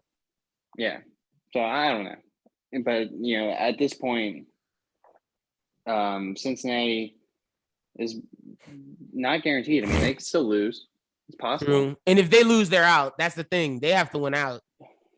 Yeah. So we'll see what happens. Oklahoma can still lose. But like I said, whoever wins out of the SEC, Georgia, Alabama, and the Big Ten, whether it's Michigan State, or Ohio State. You think so? I would say it depends on how those games play out. Like the Big Ten East, especially, is just going to be a nightmare over the next 4 weeks. Yes, it will be. Michigan State and Michigan play this weekend. And then on the flip side of things, Ohio State and Penn State also play this weekend. Even though Penn State shot themselves in the foot and basically are out of it now. They're pretty much out. Well, but theoretically what I'm saying is there's still a way they could win the Big Ten East and go to the championship. Fair enough. Are you saying that you're confident in the Big Ten, or are you saying that you're confident in Ohio State? Because I think those are 2 very different things. No, I'm confident in the Big Ten. I think a 2-loss Penn State wins out. No way. Makes it in Big Ten over a 1-loss Georgia team. Penn State would have to win out, so theoretically they would rise back up in the rankings because they would have just beaten. They at one would time have 3 beaten top 10 teams in Michigan, Michigan State, and Ohio State. Yeah, all of whom they still have to play. That just rubs me the wrong way because Georgia's beaten a lot of top 10 teams too on their way to this, and only has 1 loss. So are we saying 2 losses don't matter if you're a champion of your said conference? Is that the thing? Yeah. If that's the thing, that's fine. Well, then what happens if Oregon wins the Big or the Pac-12? The Pac-12 with 1 loss. If Oregon wins out and Ohio State, let's say loses to Michigan, and so it's a 2-loss. Ohio State's not losing to Michigan. I'm just saying. He's just saying hypothetically if they do. I'm saying if they catch one more loss at this point. Ian's like, I'm not even listening to your hypothetical of Ohio State. Well, let's say they lose to Penn State, 1 more loss, just whatever. 2 losses. Then I think Oregon would probably get in. Okay. All right. Now, Ian, talk to me. I don't know, it's hard. How do you feel about? There's 6 teams that deserve to go.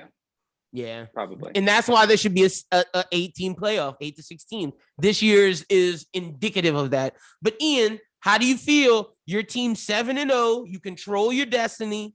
This week y'all play Michigan. Are you getting it done? And are y'all moving up in the rankings? Okay, first of all, just like Michigan, we're in the same position where Ohio State controls our destiny. I don't think either of us are beating Ohio State this year, if I'm being totally realistic about it. Well, but y'all still control your destiny because, the thing is, y'all have to win out. If y'all win out, y'all make it. That's true, yeah. But I'm just saying it would take some miracle like the 2015 punt block for a touchdown return against Michigan for us to win that game. Like, I love Kenneth Walker. He's unbelievable. I think this team has overachieved far beyond what any Michigan State fan could have hoped for to this point. But we've looked shaky in the past couple weeks. Our win against Indiana was much less than convincing.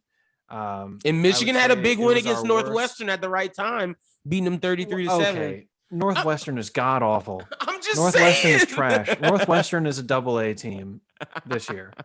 Northwestern is not the Big Ten West defending champion that we thought they were going to be. Obviously, they have one of the worst defenses in the Power 5 conferences. So, are y'all going to win? Are y'all beating Cade McNamara? Okay, so if you look at the matchup specifically between Michigan and Michigan State, we've played very similar resumes up to this point. We both played Nebraska, both played Rutgers. We both played what ended up being, terrible non-conference Power 5 opponents in Washington for Michigan and then Miami for us.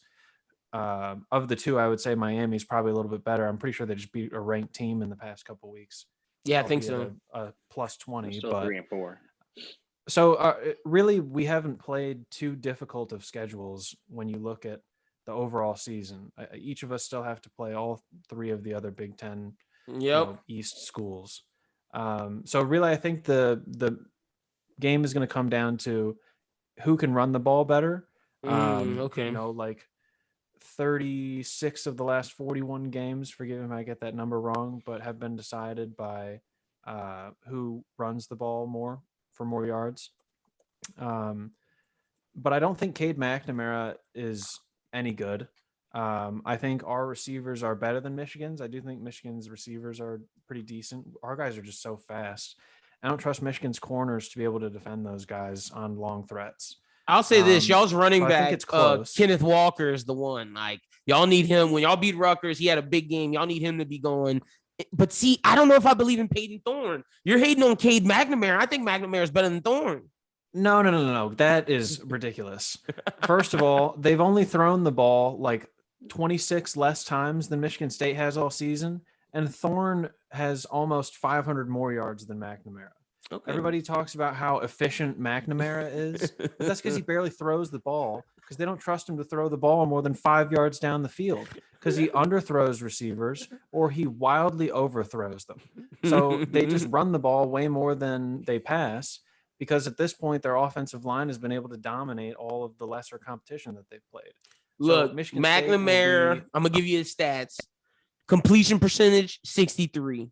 Yards, 1,115. 5 touchdowns, 1 interception. That's not that great. Has like 1,700. Yeah, I was about to say that the 5 touchdowns isn't that great. That's pretty low. Peyton Thorne has 15 touchdowns and only like 3 interceptions. All right, my bad for buying into the hype of Cade McNamara. Haven't played anybody really.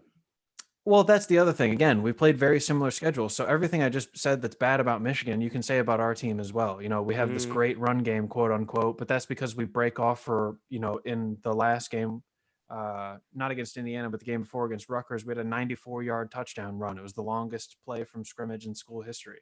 Like that just really overinflates the numbers, in my opinion. And Walker's been doing that in like 4 out of the first 7 games. He's had like one gigantic run. So if you look at him, yeah, he leads the nation in rushing, but who have we done it against? So who's winning? Give me the dub.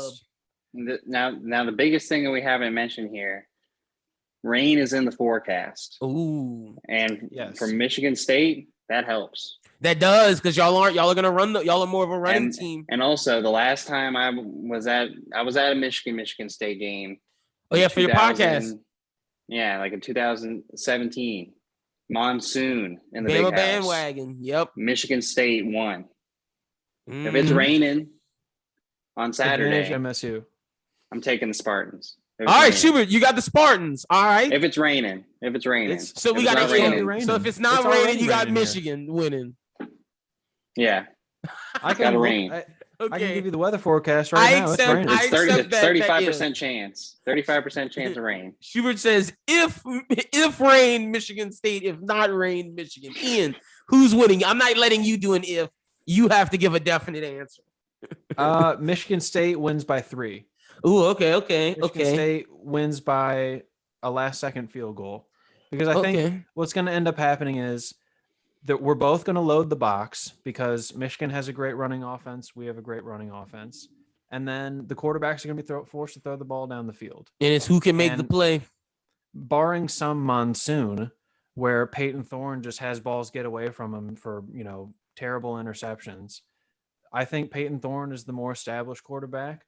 He obviously has the better arm down the field. Okay. And the only question there is, can the offensive line, which is our most questionable area of our offense, can they give Peyton Thorne enough time to throw? And if they do that, they win the game. Maybe even by more than 3. But I'm just being conservative because, again, neither of us have really played anybody. You're going to be back next week. We're bringing you back next week. you have to come back and talk Michigan State. We're going to see. I'll be here. I'm just going to be a contrarian, and I'm going to pick. But see, I think Mel Tucker is a great coach.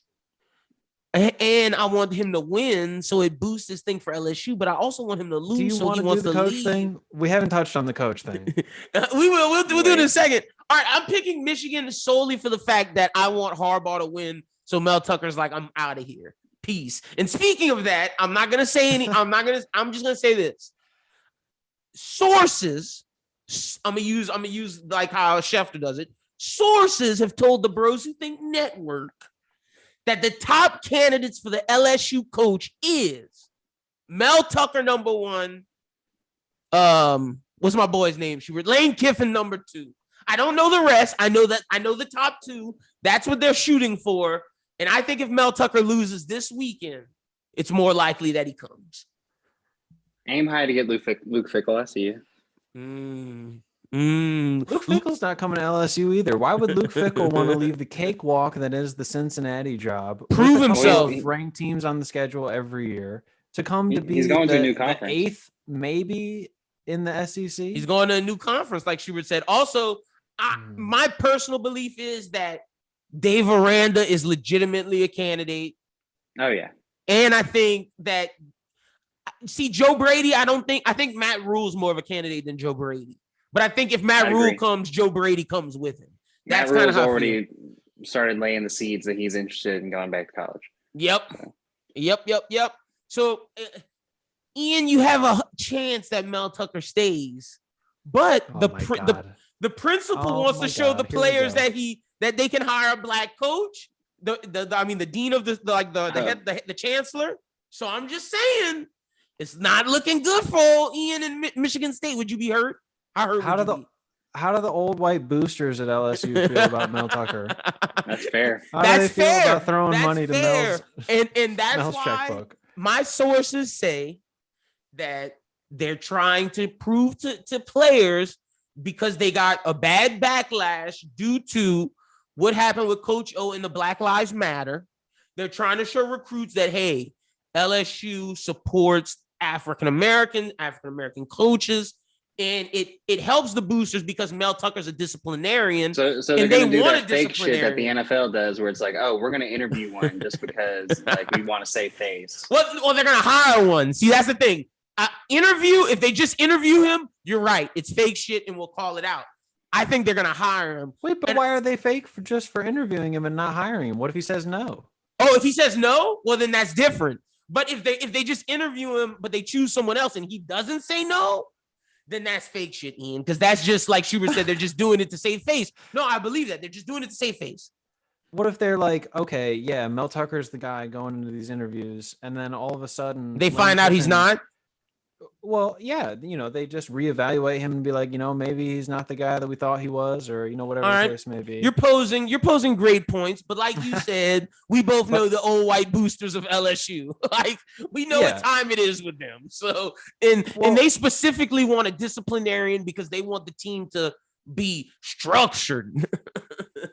Well, and here's the other thing about Mel Tucker from the Michigan State standpoint. He's got a $32 million renovation coming in at the end of the season. They break ground the day after the season's over. He's got the new athletic director that he wants, and a guy named Alan Haller, who's a former MSU guy.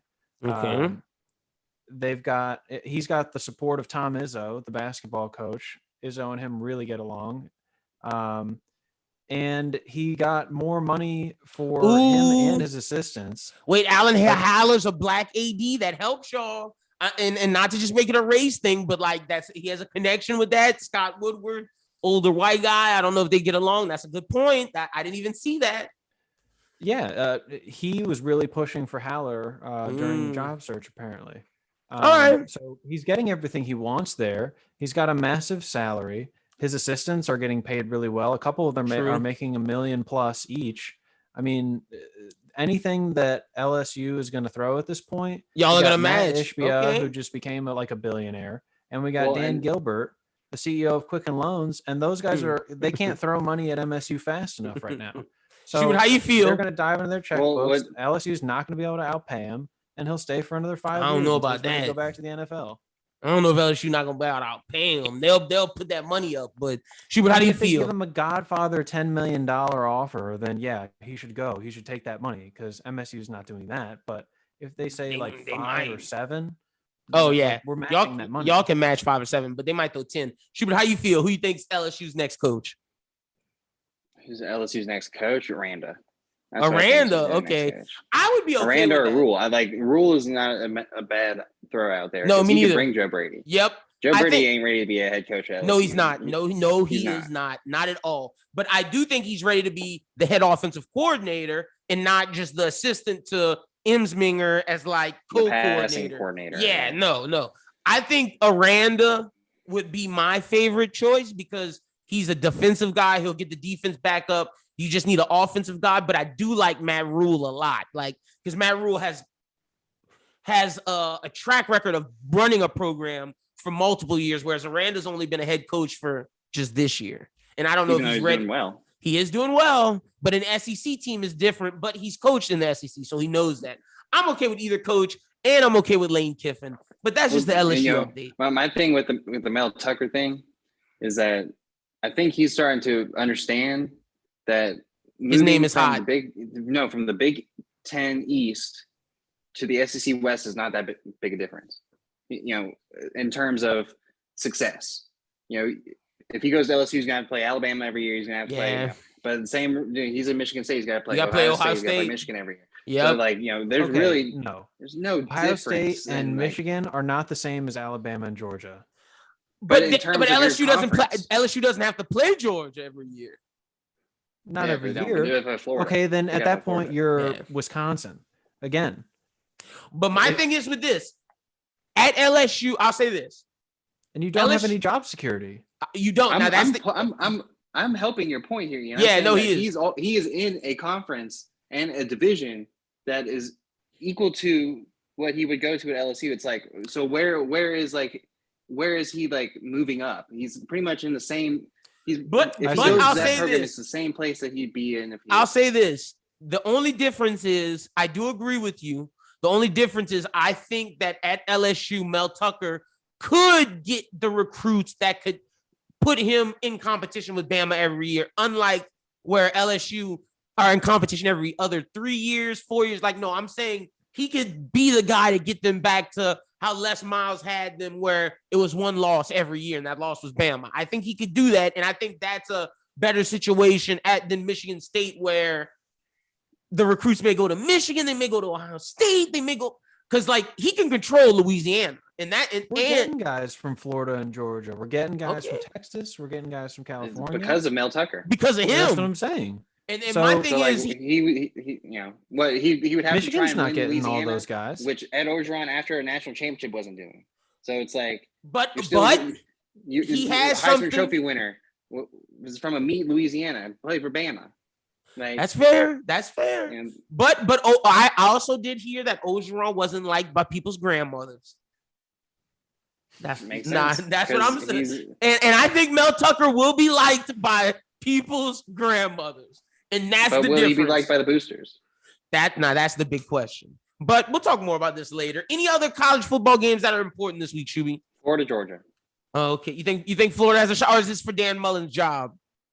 Both. I think, if Dan Mullen loses, it's not over. Good for his record. But the thing is Florida, who are you? You're going to fire Dan Mullen, and what you going to do? Yeah, like, true. What are you going to do? Like, that's my thing. Like, if their quarterback doesn't get hurt, then maybe they're, in a better situation. Well, I mean, the thing is, it's just like, let it ride. Like, you ran into a buzzsaw in Kentucky this year. I'm sorry about it. You had to play Alabama. I'm sorry about it. Yep. And then and LSU just somehow miraculously like came out of nowhere and beat you. And your quarterback like, was a true freshman. Let's see how he is sophomore year. I'm not as mad as Dan Mullen as some Florida fans, but some Florida fans hate him. It's like blow it up and get who? Like, that's the thing. I mean, and I don't think the Florida job is better than the LSU job. And I'm gonna be honest, I don't think the Florida job is better than the USC job. They might be equal, but I think USC offers a better opportunity than Florida because you can run the Pac-12 if you get USC and do it right. You cannot run SEC if you get Florida. No, especially when you got to play Georgia every year. Yep, and LSU and Bama. That's why I think the USC job is better. They got to play Bama next year. True, but that's why I think the USC job is better than the Florida job if they fired Dan Mullen. But another game that's interesting is Ole Miss. Auburn. Yeah, but I mean, it's more so for that third place spot because if Alabama and Georgia both make the playoff, who goes to the Sugar Bowl? Third team in the SEC. Who would that be? Ole Miss. That would be huge for Ole Miss. If I'm Lane Kiffin and I'm find myself in the Sugar Bowl, forget these other jobs because kids are going to be signing up to come to Ole Miss. Be like, oh, Ole Miss, like I'm in. That's why I don't understand like the whole Lane Kiffin leaving thing. It's like people are going to be wanting to come to your program. Like they're on the cusp of being like the next West powerhouse. It's going to be like they're right there. It's right there for the taking for Les Miles. Like, and they are looking really hot. But we'll see what Auburn is. Like I think I've said on this podcast before. Brian Harsin is on the hot seat, even though that it's still his first season. They don't really like him there. He's getting made fun of all over the state because of his anti-vaxxing thing. They don't like that he doesn't go to church. There's issues amongst the community and Brian Harsin. So Brian Harsin, he's still got to play Ole Miss. He's still got to play Alabama. I mean, those are two possible losses. I'm trying to think. I don't think they played Texas A&M yet. That's a possible loss. If he goes and loses a bunch of these games, 7 wins is not acceptable at Auburn. That's fair. And with being the laughing stock of the state because of your vaccine thoughts, and not being religious enough for Auburn, so it's like he's pretty much coaching for his job too. But if we're talking about other good games, Ian said Ohio State Penn State's going to be pretty huge, and isn't there one more? I think it might be it. If you're a Big Ten guy, Iowa and Wisconsin is interesting because the Big Ten West is still pretty wide open. If Wisconsin wins this game. Yeah. Okay. Well, also, is Tulane Cincinnati interesting? Does the Green Wave have a shot? Now, give me a break. Now, Tulane might be a nice bet because I think that Tulane could probably, Cincinnati's a 25-point favorite. I think Tulane could cover that. Okay. Let's see what happens. Lose by 3 touchdowns. That's possible. That is. Also, shout out to UL. The Sun Belt goes through Lafayette, baby. Coastal Carolina got beat by App State. Conference realignment has also been a really interesting thing in the NCAA. Sun Belt just added Southern Miss. And they're looking to add more, which is interesting. Conference USA is in this mix where they might lose more teams to the American and the Sun Belt, and then they might pull up FCS schools. So like the Division I-A of college football could be massively expanding within the next few months, and it's pretty interesting to see what might happen there. James Madison possibly getting a move up. We could be seeing Marshall come to the Sun Belt. Like there's so much movement going on right now. I mean, UAB is going to be in the American Conference. That's pretty big for, my neck of the woods. True. So there's a lot of alignment going on right now. It's kind of interesting, but we'll keep an eye on that. All right. Well, that's our NCAA courtesy of our college football guys. These guys, that's their bread and butter. Schubert and Ian love that shit. I mean, look, Schubert, not to give his business, but my dude is playing NCAA fucking 10. Like 13. I don't even know what system. So it's Xbox 360. It starts at 2012, and I'm on 2020 now. My gosh. 8 seasons in. How are the graphics? Like, please tell the people, like, what are you dealing with? Are they shitty? I mean, it's not bad. It's not that different than Madden right now. All right, bet. Just checking. All right, let's get to the NFL. Big week 7. A lot of things we gotta play. Are they real or are they fake this week? But let's talk about some games. Saints got a big win off of the bye. I think the Saints win showed that the defense is for real, for real. You get Onyemata back, it's going to be. Look, I'm gonna say this: you get Onyemata back, it's gonna be a legit defense. The pass rush is finally here with Davenport, Tonga Bahoa, and Cam Jordan. Davenport allows for Cam Jordan to get free because his old ass does not command any attention where Davenport does. Onyemata will command attention. And the secondary is only getting stronger as they get healthier. I really like this defense. You bring Quan Alexander into the linebacking core that's led by Demario Davis, who's arguably the best linebacker in the league, with Zach Bond and Pete Warner. Great linebacking core. This Saints defense is a real deal, Shuby. You hating. Lyndon, sipping the Kool-Aid. You hating. I'm not going to say Lyndon, you played Seattle, whose starting quarterback is Geno Smith. It was in the rain. I'm just saying the defense held up. Geno Smith. I was watching the Manning broadcast. They're ripping this dude the whole game because he's making mistake after mistake after mistake. Like, well, look, Geno Smith against the Steelers was 23 for 32, 209 yards, and 1 touchdown. That's not a bad game. If the Seahawks make 2 field goals, the Saints lose. Well, they didn't. They fucking didn't. So the Saints won because Seattle has a bad field goal kicker and a bad quarterback. Congrats. Look, all right, well, this week when the Saints put it on the Bucks because our defense is legit, I don't want to hear shit. Oof, Bucks are gonna put it on. All right, so they got Mark Ingram back. All right, that's cool. So let me ask you this: if the Saints beat the Bucks, what will you say then? The defense is legit. Great game. Then they're in the playoff hunt. All right. Right now, they're just a pretender. 4-2. 4-2 pretender. So real or fake Saints? Fake. You're saying fake. I'm saying real-ish. Real-ish. Oh God, here we go with the issues again. Wild card team, real-ish. Ian, Saints, real or fake? Fakers? Are they Super Bowl contenders? No. No, we're talking about playoffs. Playoff contenders. Playoffs, just making the playoffs. I mean, at this point, 4-2. That's all I'm saying. We thought the Saints would be 3-3 or 2-4 going into the bye, and Schubert knows that 4-2 is big. Okay, I'd say at this point, yeah. I mean, they're still contenders to make the playoffs, but I don't think they'll do much once they get there. If they do, that's fair. I agree with that. I'm not. That's why I said real-ish. And Schubert, you know that win against the Packers was legit. That was when our team was fully healthy. No, that was false. That was fool's gold. How was that? That was like because if they played today, the Packers would kill. Like, I don't know. Packers would win. We don't know that. We got their number. All right. Have you seen Aaron Rodgers lately? Look, I saw that game against Washington. Have you seen Tom Brady lately? No, tomorrow night is a big proving point because without Devontae Adams, what are the Packers? Exactly. And we're going to talk about that game in a little bit when we talk about the games this week. But I want to ask you, are the Chiefs done? No. As far as what? Making the playoffs. Yeah, making the playoffs. As far as making the playoffs, no. I mean, they could still win their division. They still got games they can lose. Now, I mean, they can't lose. They can't lose more than 4 games. That's what I'm saying. Yeah, but I mean, like they can still lose 3 games, but I think they can come back. Are they real? Are they fake?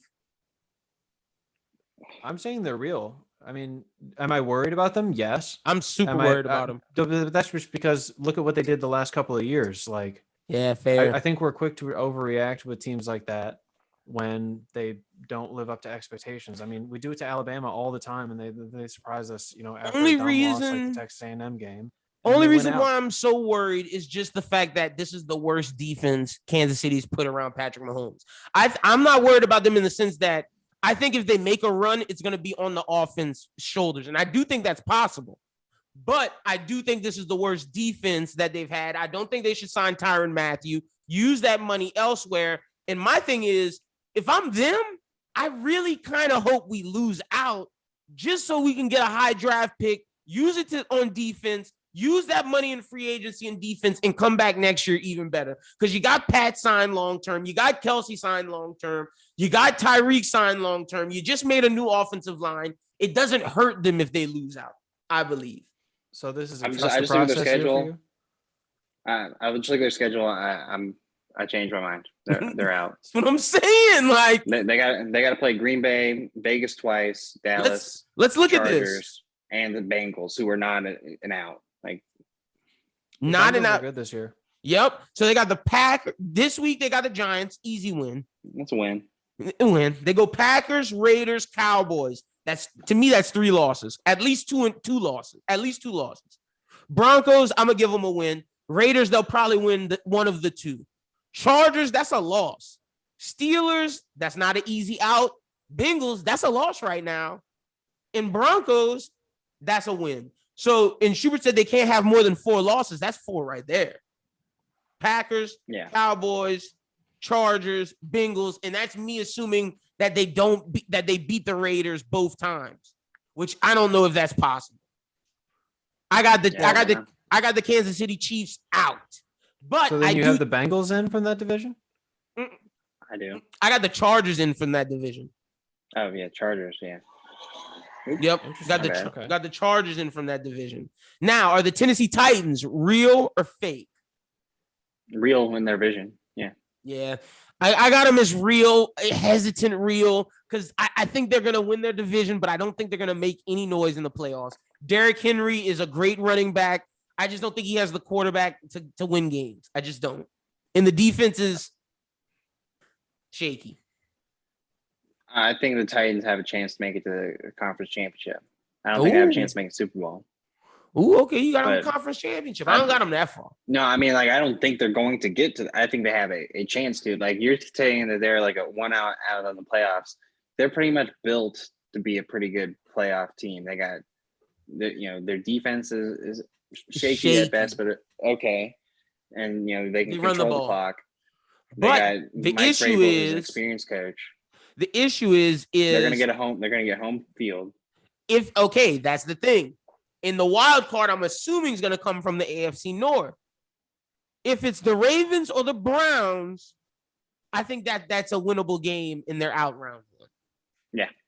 And that's who it's looking like. The wild card team is going to be, or the Bengals, any one of those 3. That's who the wild card team is looking like it's going to be, or maybe the Chargers. And if it's the Chargers, I think they're losing 2. And speaking of the Chargers, real or fake, Ian, what you got?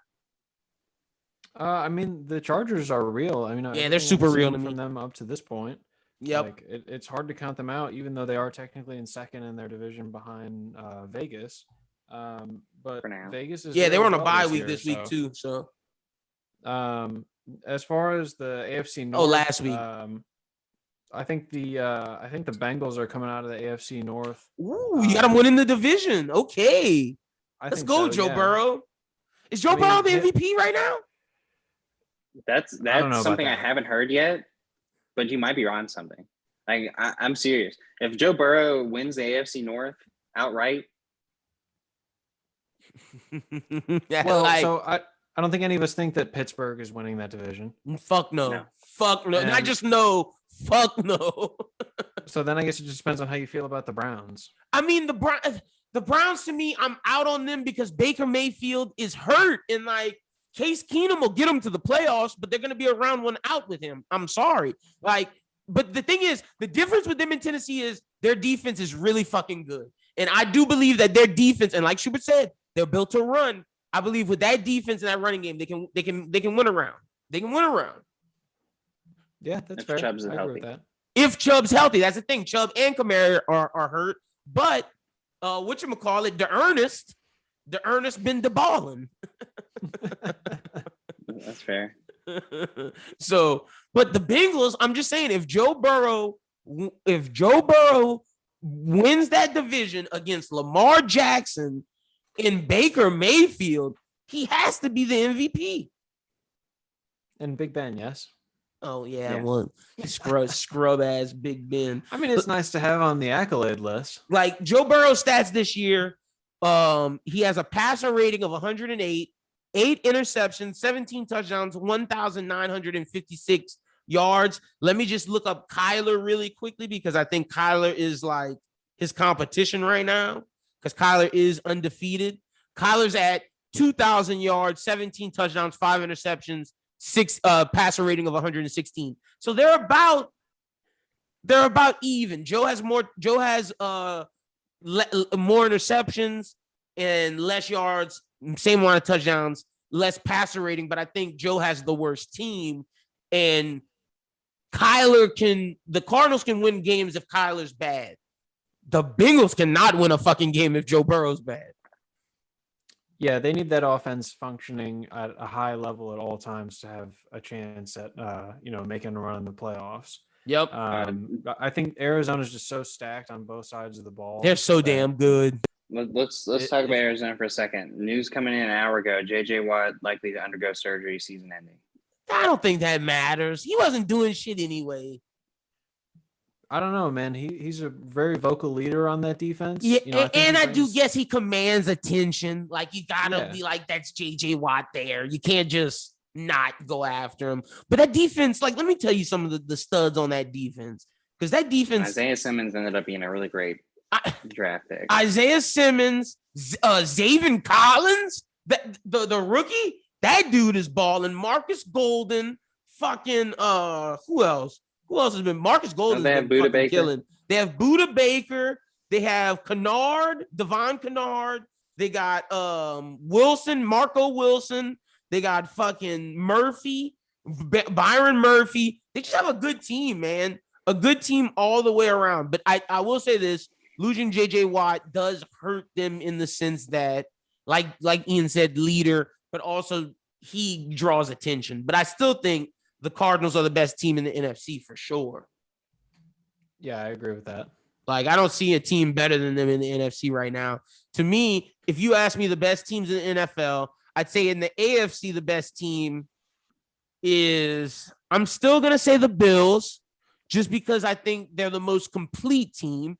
I don't know if I still need to see more from that Bengals defense. The pass rush is real, but is the pass defense real? I don't know. The Chargers, I need to see a little more consistency. The Bills' only issue is the run game. Their defense is great. Their pass game is great. The run game is suspect with Zach Moss and fucking Devin Singletary. Yeah, I don't think that's the answer for them. I don't know if it's their year this year. To be quite honest with you, in the AFC right now, I like Tennessee. Just because I think Derrick Henry is so damn good. Do you think they're the best team in the AFC too? Well, I'm just saying, like you were saying that they're a 1-out playoff. I don't fuck with Tennessee, man. I think they're fool's gold, but I respect Ian's opinion though, for sure. It's hard to look at Derrick Henry and think that they're going to be a 1-out team. He should be the MVP. He's just going to run everyone into the ground the rest of the season. Like, I'm sick that the MVP is a quarterback award, because if it wasn't, it should be for him. Like, he is literally the best football player right now on the planet. Like, what he is doing is insane. Yeah, he's a monster. I mean, he's the reason Tennessee is where they are in this That's season. If they don't have Derrick Henry, they might be in the same spot as Jacksonville and Houston. That's a fact. That's a fact. Sure, best team in the AFC. To anybody on, I know they got a pretty decent defense. Nah, their defense is whack. They've got some good receivers as well. I'd probably still stick with Buffalo. Yeah, I'm rocking with Buffalo. Best team in the NFC for y'all, Arizona. I mean, purely in record, yes, but Green Bay and the Cowboys Tampa are pretty Bay. fucking good too. And as much I as hate saying it, Cowboys, but yeah, they are. Like, their offense, like their defense is suspect. Diggs is good and Parsons is good. Outside of that, questions. But that offense is a monster. Like, who are you gonna guard? Who are you gonna double team? Cooper? CeeDee Lamb's gonna fucking beat your secondary the cornerback. And then Schultz is a fucking monster tight end. You got Zeke out the backfield and Michael Gallup in your slot. Like, That And offense is Pollard. incredible. And Pollard, like, offense is insane. And Dak's an MVP candidate as well. He has to be. I mean, yeah, Dallas So is is really Brady good and this year. Rodgers. I would say I don't have Brady in the. I'm not Brady. I don't have Rodgers in the MVP. I think the MVP race for me is Kyler, Joe Burrow, Josh Allen, Dak Prescott, Tom Brady. I think that's my MVP race, and Lamar is right on the outside. you I'll don't take even that. throw Derrick Henry in that conversation at all. Ian, I Because want running backs like, aren't gonna get it. they're not gonna win. Like I'm not gonna even put it. I'm not gonna even say his name and do that. He's gonna win Offensive Player of the Year, which I think Fair is enough. stupid. Like if he can win that, why can't he win MVP? But MVP has been a quarterback award. But if running backs would win it, Derrick Henry would be number one. He would legitimately be number one. Fair enough. So I think in the NFC right now, at least, I think Arizona is the top team, but that's just purely because of their record at the moment. I think I got the Green Rams Bay up and there, Tampa too. Bay are very close seconds. And then I think Dallas and the Rams are kind of that third tier. if you ooh, will. see, I'm switching that. I got Arizona is tier one. Tier two, right under Arizona, is the Rams and Dallas for me. And then tier three is Tampa Bay and Green Bay. I think they're way more suspect than the Rams and Dallas. I think the Rams and Dallas are the real deal. The Rams Bay were beat the down Cowboys 19 to straight up. 17 to the Lions at one point late in the third quarter. Tampa Bay beat the Cowboys when the Cowboys didn't have Diggs rolling and Michael Parsons didn't know what the fuck he was doing. By this your same argument, then the Green Bay lost to the Saints. Really I valid. knew you were going to do that, you asshole. So, Fuck no. Fuck Green Bay. They got smoked. if week one is No, just a this- scratch, then Touche, my friend. Touche. London just can't handle the fact that the Saints are garbage. We're not garbage. We're just mediocre. No, you're right. The Lions are Subpar. garbage, but you're just like right above garbage. No, Schubert. We are mediocre. Ian's team is garbage. Your team is subpar. My team is average. No, you're like the half-eaten ding-dongs on the top level of the garbage that somebody just threw in there because they got tired of eating fucking ding-dongs. Wait, that's like that Seinfeld nobody gets episode. tired of eating ding dongs. That's that Seinfeld episode where George Costanza goes into the trash at his girlfriend's house and eats the eclair at the top of the trash can. That's a good episode. That's a great episode. Okay, so we talked about best teams in both conferences. We played real or fake. Let's talk about the games this week before we move to the NBA and finish up Bros Who Ball. Schubert, give me a game this week that people should be watching and give me the winner. And then me and Ian will give you the winner of the game. Packers Cardinals. Yeah, that's tomorrow, Thursday night. Who you got? I got the Cardinals winning that. I got the Cardinals winning that too. No Devontae Adams. No, they're missing Alan Lazard too. Who's he gonna throw to? Equanimeous St. Brown and Marquez Valdez-Scantling? No, sir. Yeah, I got the Cardinals as well. I just think, Blowout. Yeah. Well, I wouldn't say blowout. I'd Yeah, say and Aaron's gonna 17 still at the throw. most. I'll Like, say yeah. 21 to 10, like that type of game. Or like Yeah. 21-14, at least by a touchdown. Yeah, I don't see it being any worse than 17 points, and I think that's still kind of a stretch. All right, Ian, you start looking for your game, and I'll give mine while you look. I'm going to say right. Buccaneers Saints just because it has a lot on the line for the NFC South. Are the Saints for real? Are they fake? We're going to find out this week and among the other games coming. So I'm going to pick I'm picking the Saints to win. Fuck it. My head is telling me to pick the Bucks. My heart is telling me to pick the Saints. I'm going with my heart. Surprise, surprise. Y'all think the Bucks winning. Y'all both got the Bucks. Yeah. Yeah. Fair enough. But I will say this. Does this change your mind? They're in the dome. Big crowd. No. Okay. Fair enough. Didn't they already lose in the dome? Shut up, Schubert. They had no fans. Ian, give me a game. Not many good ones left. I mean, if you're looking at storylines, the Lions are 0-7 and they play at home versus the Eagles this week. So just purely to see if the Lions will continue to shit the bed. Wait, I'm gonna watch how do it. you feel about your coach crying on national television? Oh, I have never been a Lions supporter. In my heart of hearts, I only have room for Michigan State football and basketball. I don't care about the Pistons. I don't care about the Lions. That's a damn So- shame. The Pistons won you some championships, buddy. Okay, in what? In 2004? 1989 and 2004. 90? Okay, fair. I was what? Oh yeah, 8 at that point? Yeah, I was old I wasn't enough to even remember. I was like 12. I said, I was watching MSU stuff. And I was living in Alabama, so we didn't even get most of the Pistons games. That was back in the DirecTV You got the days. finals. Got the finals, yeah. They beat That's Kobe true. and Shaq. So And I remember watching watching it, that. but it was just kind of like, oh, cool. Like I never lived Same. in Michigan when I was a kid. But anyway, I digress.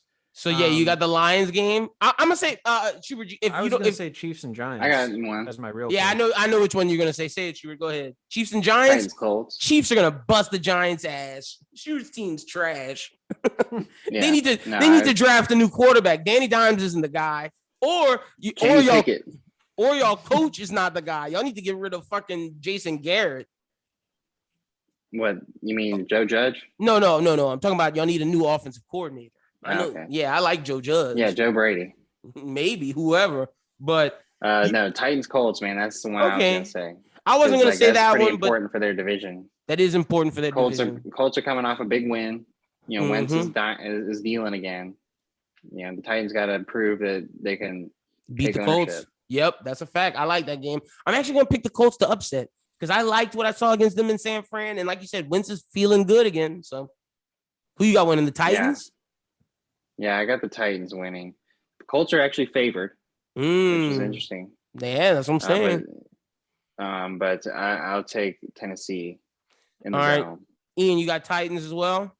I have Tennessee as well. I mean, even though it's in Indianapolis, like I say, you can't pick against Derrick Henry at this point. That's And fair. Carson Wentz, you're right, has been playing better, but I still don't think that they're where they need to be all around to beat the Titans. Final game I'm gonna say is Patriots Chargers. Big game for that division. Chargers going up against Bill Belichick. How will Justin Herbert do? I think that's a very important game, but I do have the Chargers winning. But for the Patriots, they still have a shot to make the wild card. This is a big game for them. So they need to win as well because they are 3-4 right now. And Same as the Chiefs. Yep. And same as the Colts. So You know, all three of those teams have every opportunity to make it to the playoffs. Yeah, Yes. 3-4. yes, they Because do. the AFC is just So real close. top heavy. Yep. It's like Yep. you're either Yep. real good or you're either real bad. Yeah, Unless and you're in the that's- NFC North. That's or a AFC fact. North. So, but that's our NFL coverage. Let's finish up with the NBA. All right, way we're going to do this is we're going to each say like 3 teams that we like to, be good teams in the playoffs. Pick our Eastern Conference Finals, our Western Conference Finals, our NBA Finals and champion, and then we'll do MVP and that type of shit. All right. What, you want me to just give you the 8 playoff teams? I can do that real quick. Oh, if you can do that, yeah, fair enough. Go ahead. Give me your 8. I was Right. just doing that because I don't know if East. Ian could do all 8. East, Chicago, Charlotte, New York, Brooklyn, Miami, Atlanta, Milwaukee, Philadelphia. No Boston. No Boston. Wow. No Boston. I think you're tripping. So I'm going to say the play-in. I'm going to say 9 because we have a play-in now. So, Well, if it's 9, I'll give Boston. yeah, I was about to say, you got to say Boston. I got at the bottom, Hornets. Well, at the bottom, I have Knicks, Hornets, Sixers. That's my bottom team. I do not think the Sixers are going to be a top team. I'm sorry. Bottom team. I think the Knicks will be like 8th, Hornets like 7th, 7, 8. I think the Knicks and the Hornets are 7, 8, 9 with the Sixers. So that's 3. And then I go Boston, Atlanta, Miami, the Bulls, the Bucks, the Nets. And that's my 9. So You want me to do my 9? yeah, if you got, go ahead. If you got your 9 of these. All right. In no particular order. Chicago and Charlotte are in. Miami's in. Atlanta's in. Milwaukee's in. The Nets are in. Boston's in. And then I'd say, did I say the Knicks? You did not say the Knicks. That's what I was waiting Knicks. on. The Knicks are probably in there. That's And 8, and then your final one. I guess Philly. Yeah, Philly's so tough, man. I just have no idea what's going to happen with that. yeah. At That's the end of the day, thing. you still have Joel Embiid, Doc Rivers, Yeah. Tobias Harris, And Seth Curry. They got players. They have Seth Curry. they do. They have a great roster. That's the thing. They will make the playoffs, but the situation is with seed. I don't see them being a top 4 seed when Atlanta's really good, when the Nets are there, the Bucks are there, and like I think the Heat are good as well. I like Boston and I like the Bulls. So that's 6 teams that I think are better than Philly. And I like the Hornets. I really do. I think the Hornets are going to take a leap. So I like them better than Philly. And I like the Knicks better than Philly. So it's just like, I think they're a low seed in the East. I think the East has gotten really better. And I'm actually more intrigued in the East this year than I am the West. We could do the West. The West is easy. So in no particular order, I got Golden State, the Jazz, the Mavericks, the Nuggets, the Lakers. This is where shit gets tough. Shit. Okay.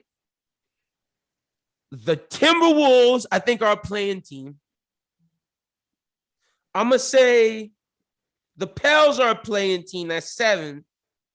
The Suns and the Trailblazers. That's my 9. That's my 9. Memphis doesn't get in? No Memphis getting in.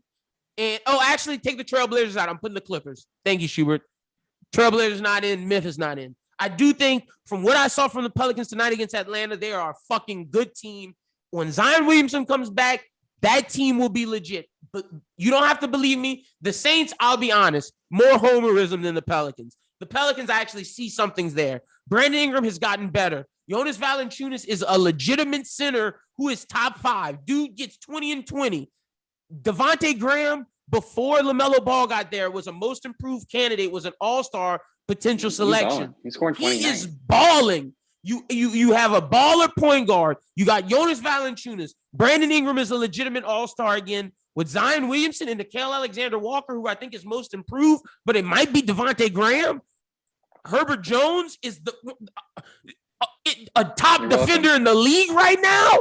Like, you have that with Trey Murphy. I think if the Pelicans at the deadline can add some more veteran pieces for that bench, because I don't like Kyra, I don't like Garrett Temple, Najee Marshall hasn't been producing, and Jackson Hayes is a toss-up. But our top 7 of Devontae Graham, Jonas Valanciunas, Nickeil Alexander-Walker, Brandon Ingram, Zion, Trey Murphy, and Herb Jones, I'll take that 7 against any fucking 7 in the league. I swear on my life. All right, you want me to do 9? Yeah, go ahead. LA, Golden State, All right. Utah, All right, we agree so far. Denver, We agree. Dallas, We agree. Phoenix. We agree. Don't sleep on Minnesota. I'm telling you, don't sleep on them. They're good this year, Schubert. They are good. Ant-Man is legit. The thing is that with Minnesota, Ant-Man is now the number 1 option. Karl Anthony Towns plays perfect as the 2nd, and D'Angelo Russell the 3rd. I'm telling you, they won a big game tonight. They won a huge game, and Ant-Man was the person who shot the final shot. They're 3-1 right now. But don't put the Timberwolves in. Put the Grizz. They beat the Bucks tonight, 113 to 108. Just letting you know. I'll do it. I'll put it in Minnesota and New Orleans, but I'm wait and see. When we get to Christmas time. Yeah, Christmas time, we're gonna do it again. I get a chance to watch a Minnesota game. We're gonna do it again. We're gonna do Christmas. We're gonna do this again at Christmas. I do not believe in the Grizzlies. At all. Like, Ja Morant is good, but he needs help. Losing Jonas Valanciunas. They made a bad was trade. Huge. They made a horrible trade. They lost that trade. They got back a player who we haven't heard anything about this year yet. No hype, no nothing. And they lost their second best player in Jonas. They did, which was dumb. So, Ian, give me your Western. It's tough. The West is tough. Probably the same. Yeah, I would say Golden State, Utah, Dallas, 2 Los Angeles teams. So that's what, 5? Yeah.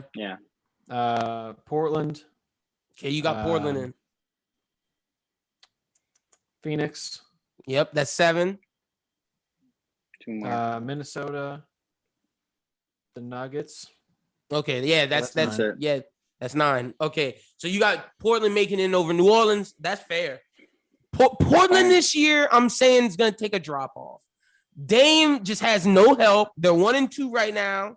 They're not looking too good. They rely too. Oh, go ahead. They're 2-2 after tonight. Watch them start sending out assets mid-season. CJ McCollum is going to be on another team at the end of the year. He needs to be, bro. They got to get Dame some help. And if that happens, then when we get to Christmas time and do this again, I might have the Trailblazers in. But right now, I just don't believe in Nurkic, McCollum, Lillard, and Covington. Yeah, they can make the play-in, but like I said, I'll take the Pelicans top 7 over any team 7. Dame is obviously the best player of both teams. Zion is the second best player, and Brandon Ingram is the third. Then CJ McCollum, and then Jonas. Jonas is better than Nurkic for sure. And then Devontae Graham, because they have no one on that team better than Devontae Graham. Covington, Little, Simons, none of them. And then let me tell you, after Devontae Graham, we have the next best player in Nickeil Alexander-Walker. I'm taking him over Covington, Little, Simons, all of them. That's why I think the Pelicans, they have a better bench than the Pelicans. The Pelicans don't have a good bench right now. That's our problem. But Herbert Jones, that kid can fucking play, man. When I saw that dude pick Trae Young up full court, I was like, oh, that's a bad man. If he can get a jump shot, dude's going to be incredible. He just needs to stop getting starting minutes. Like once Zion comes in, he can come off the bench. And that'll be better for him. Primarily focus on, defense, yep. But I like him as like, depending on if we play a smaller team like a Golden State, where you put Zion at the center, Herb at the 4, Brandon Ingram at the 3, Nickeil and Devontae, and then, or if we play a big team, you play Jonas instead of Herb. But I think Herb can be that small ball power forward. I think he's going to be a rotating guard, the wing defender. They play Golden State. I mean, he's got a guard staff. He has to, and I think he can do it too. That's the crazy thing. Herb's that good. He's the man. Yeah. But all right, give me your Eastern Conference Finals, Schubert. Eastern Finals, Bucks.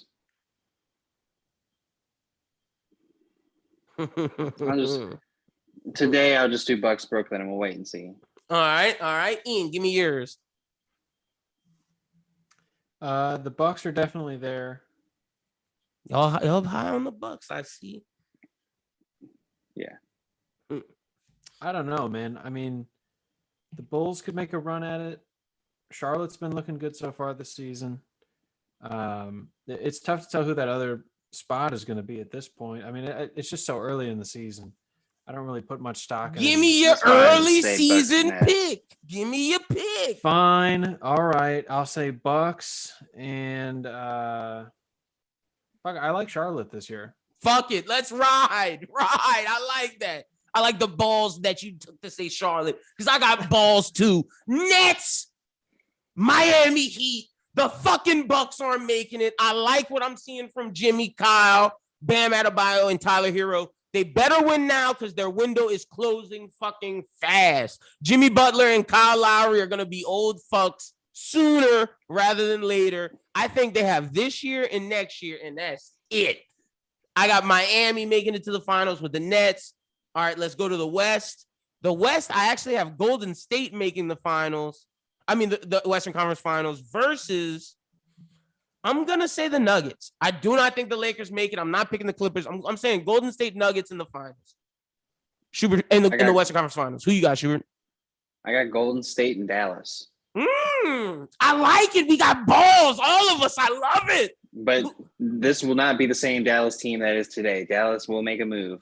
Ooh, okay. All right. Now, if that happens come Christmas time, I'm definitely going to change my Nuggets pick. Let me just let you know that. But I'm not changing Golden State. I actually fucking think Golden State is great this year. And if Clay comes in, my goodness, if they would have drafted LaMelo, it would have been over with. It would have been Dunskies. Picking Wiseman was the worst thing they've done in years. But Ian, who you got? Western Conference Finals.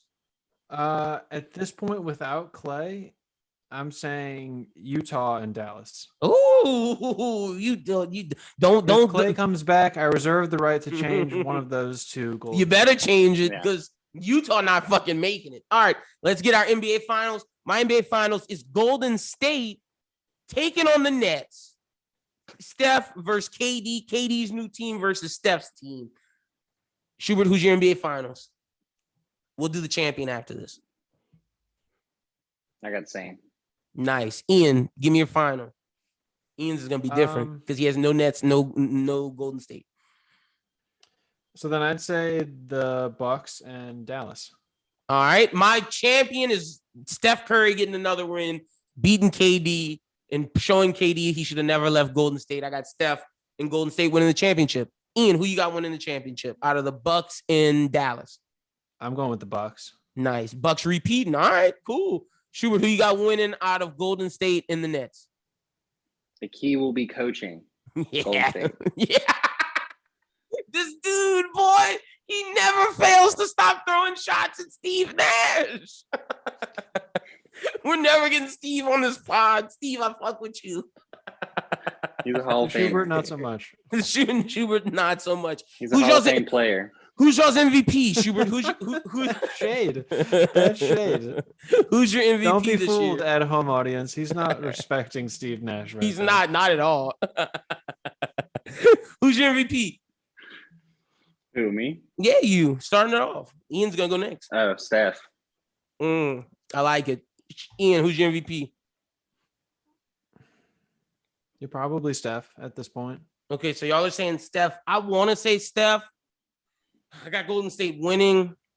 Yeah, fuck it. I'm gonna say Steph too because Steph is balling. But don't be surprised. I'm saying Giannis is number. Oh, you got Luka number. I got Giannis number 2. I think Giannis adding a jump shot that people are gonna be like, oh, he's amazing. He's putting up numbers. Like, I wouldn't be like, I wanted to say Giannis over Steph, but Steph is doing some incredible shit. And if they're gonna make the finals, he will. So, but Giannis is my number 2. Yeah, I have Giannis number 2 as well. It's very clear that he worked on his jump shot in the offseason. Yes, he did. Unlike Ben Simmons. Yes, I gotta give my man Giannis some props. So that's a fucking fact. My most improved comes from the Pelicans, either Devontae Graham or Nickeil Alexander-Walker. Y'all don't have to give him most improved. I don't if y'all don't want to, but that's mine. No need. Y'all got a coach of a year? Maybe Lonzo. Lonzo is that's not a bad choice. Caruso's not a bad choice either. Neither is LaMelo Ball. All 3 of those great options. Miles Bridges as well. Your boy been balling, Ian. Got to give him props. Oh yeah, I've been watching. Yeah, I know you put that. You got Charlotte big in the finals. All right. Well, yeah, I guess that's pretty much everything NBA really. We'll talk more about the games themselves as they progress. Gonna bring in different guests and whatnot. Ian, tell the people where they can follow you on social media. You can find me on Twitter at IanBWT, and you can find me on Instagram at IanHawley12. Y'all make sure y'all go follow Ian. No run it back this week because I didn't get a chance to watch a movie, but we're still going to review Train to Busan. It's going to be on Bros Who Binge. So y'all will get run it back. It'll just be out on Monday in the form of Bros Who Binge. Schubert, tell the people they can follow you out on social media. You can follow me at HUword14 on Twitter and Instagram, Adam BWT on Letterboxd. Watching a bunch of horror movies now. Probably gonna talk about it. I watched Amityville Horror 1979. Did you watch The Fear yet? Horror with Ryan Reynolds. Well, I'm not gonna pay for it. Oh, you gotta pay for it? Yeah. I thought it was on Amazon Prime for free. I'm in that. Oh, then Curse really but speaking of like, you and paying for stuff, I did watch Halloween Kills. Awful. I told you that shit was awful. I told you not to watch it. You was like, nah, bro, give me a Peacock. I said, bet, use it then, partner. Shit was trash. Also, Peacock is terrible. Like I told you that too. Every 10 minutes I would try to watch this movie, it says, would you like to keep watching the movie? I'm like, yes, I'm watching it. Did you watch a television show where you can't go to the next one? Or after you watch 2 episodes, it starts showing you trailers for the other shit. I'm like, I don't give a fuck about these shows. Keep this shit running. What's wrong with you? Peacock is the worst streaming app. The worst. Fuck Peacock. But thank you, fellas. Bros Who Binge last week, we reviewed Dune. We have the Dune review exclusively on YouTube. So you can check it out if you just want to. Yeah, or you could just listen to the whole pod because we did talk about, the Uncharted trailer, the news of Hayden Christensen joining the Ahsoka series, Alec Baldwin news, all kind of shit. So, all sorts of stuff on Bros Who Binge last week and this week, like along with our Train to Busan, we'll be talking about some other big trailers that came out. Lyndon can finally tell us what he thinks about Cowboy Bebop trailer. Buzz Lightyear. You know, a lot of trailers coming out this Also, week. So I'm gonna review Last Night in Soho because I'm gonna go watch it. So there you go. Yep. So y'all make sure y'all check out Bros Who Binge. New anime talk out as well. Y'all check that out. New One Piece manga review out, but that's pretty much it. Make sure you follow me at BWT. Follow me on Letterboxd at BWT. Follow Bros Who Think at Bros Who Think on Twitter. But for Ian, for Schubert, for Brooklyn, my name is Lyndon. Y'all have a good one. Talk to you next week. Until then, peace.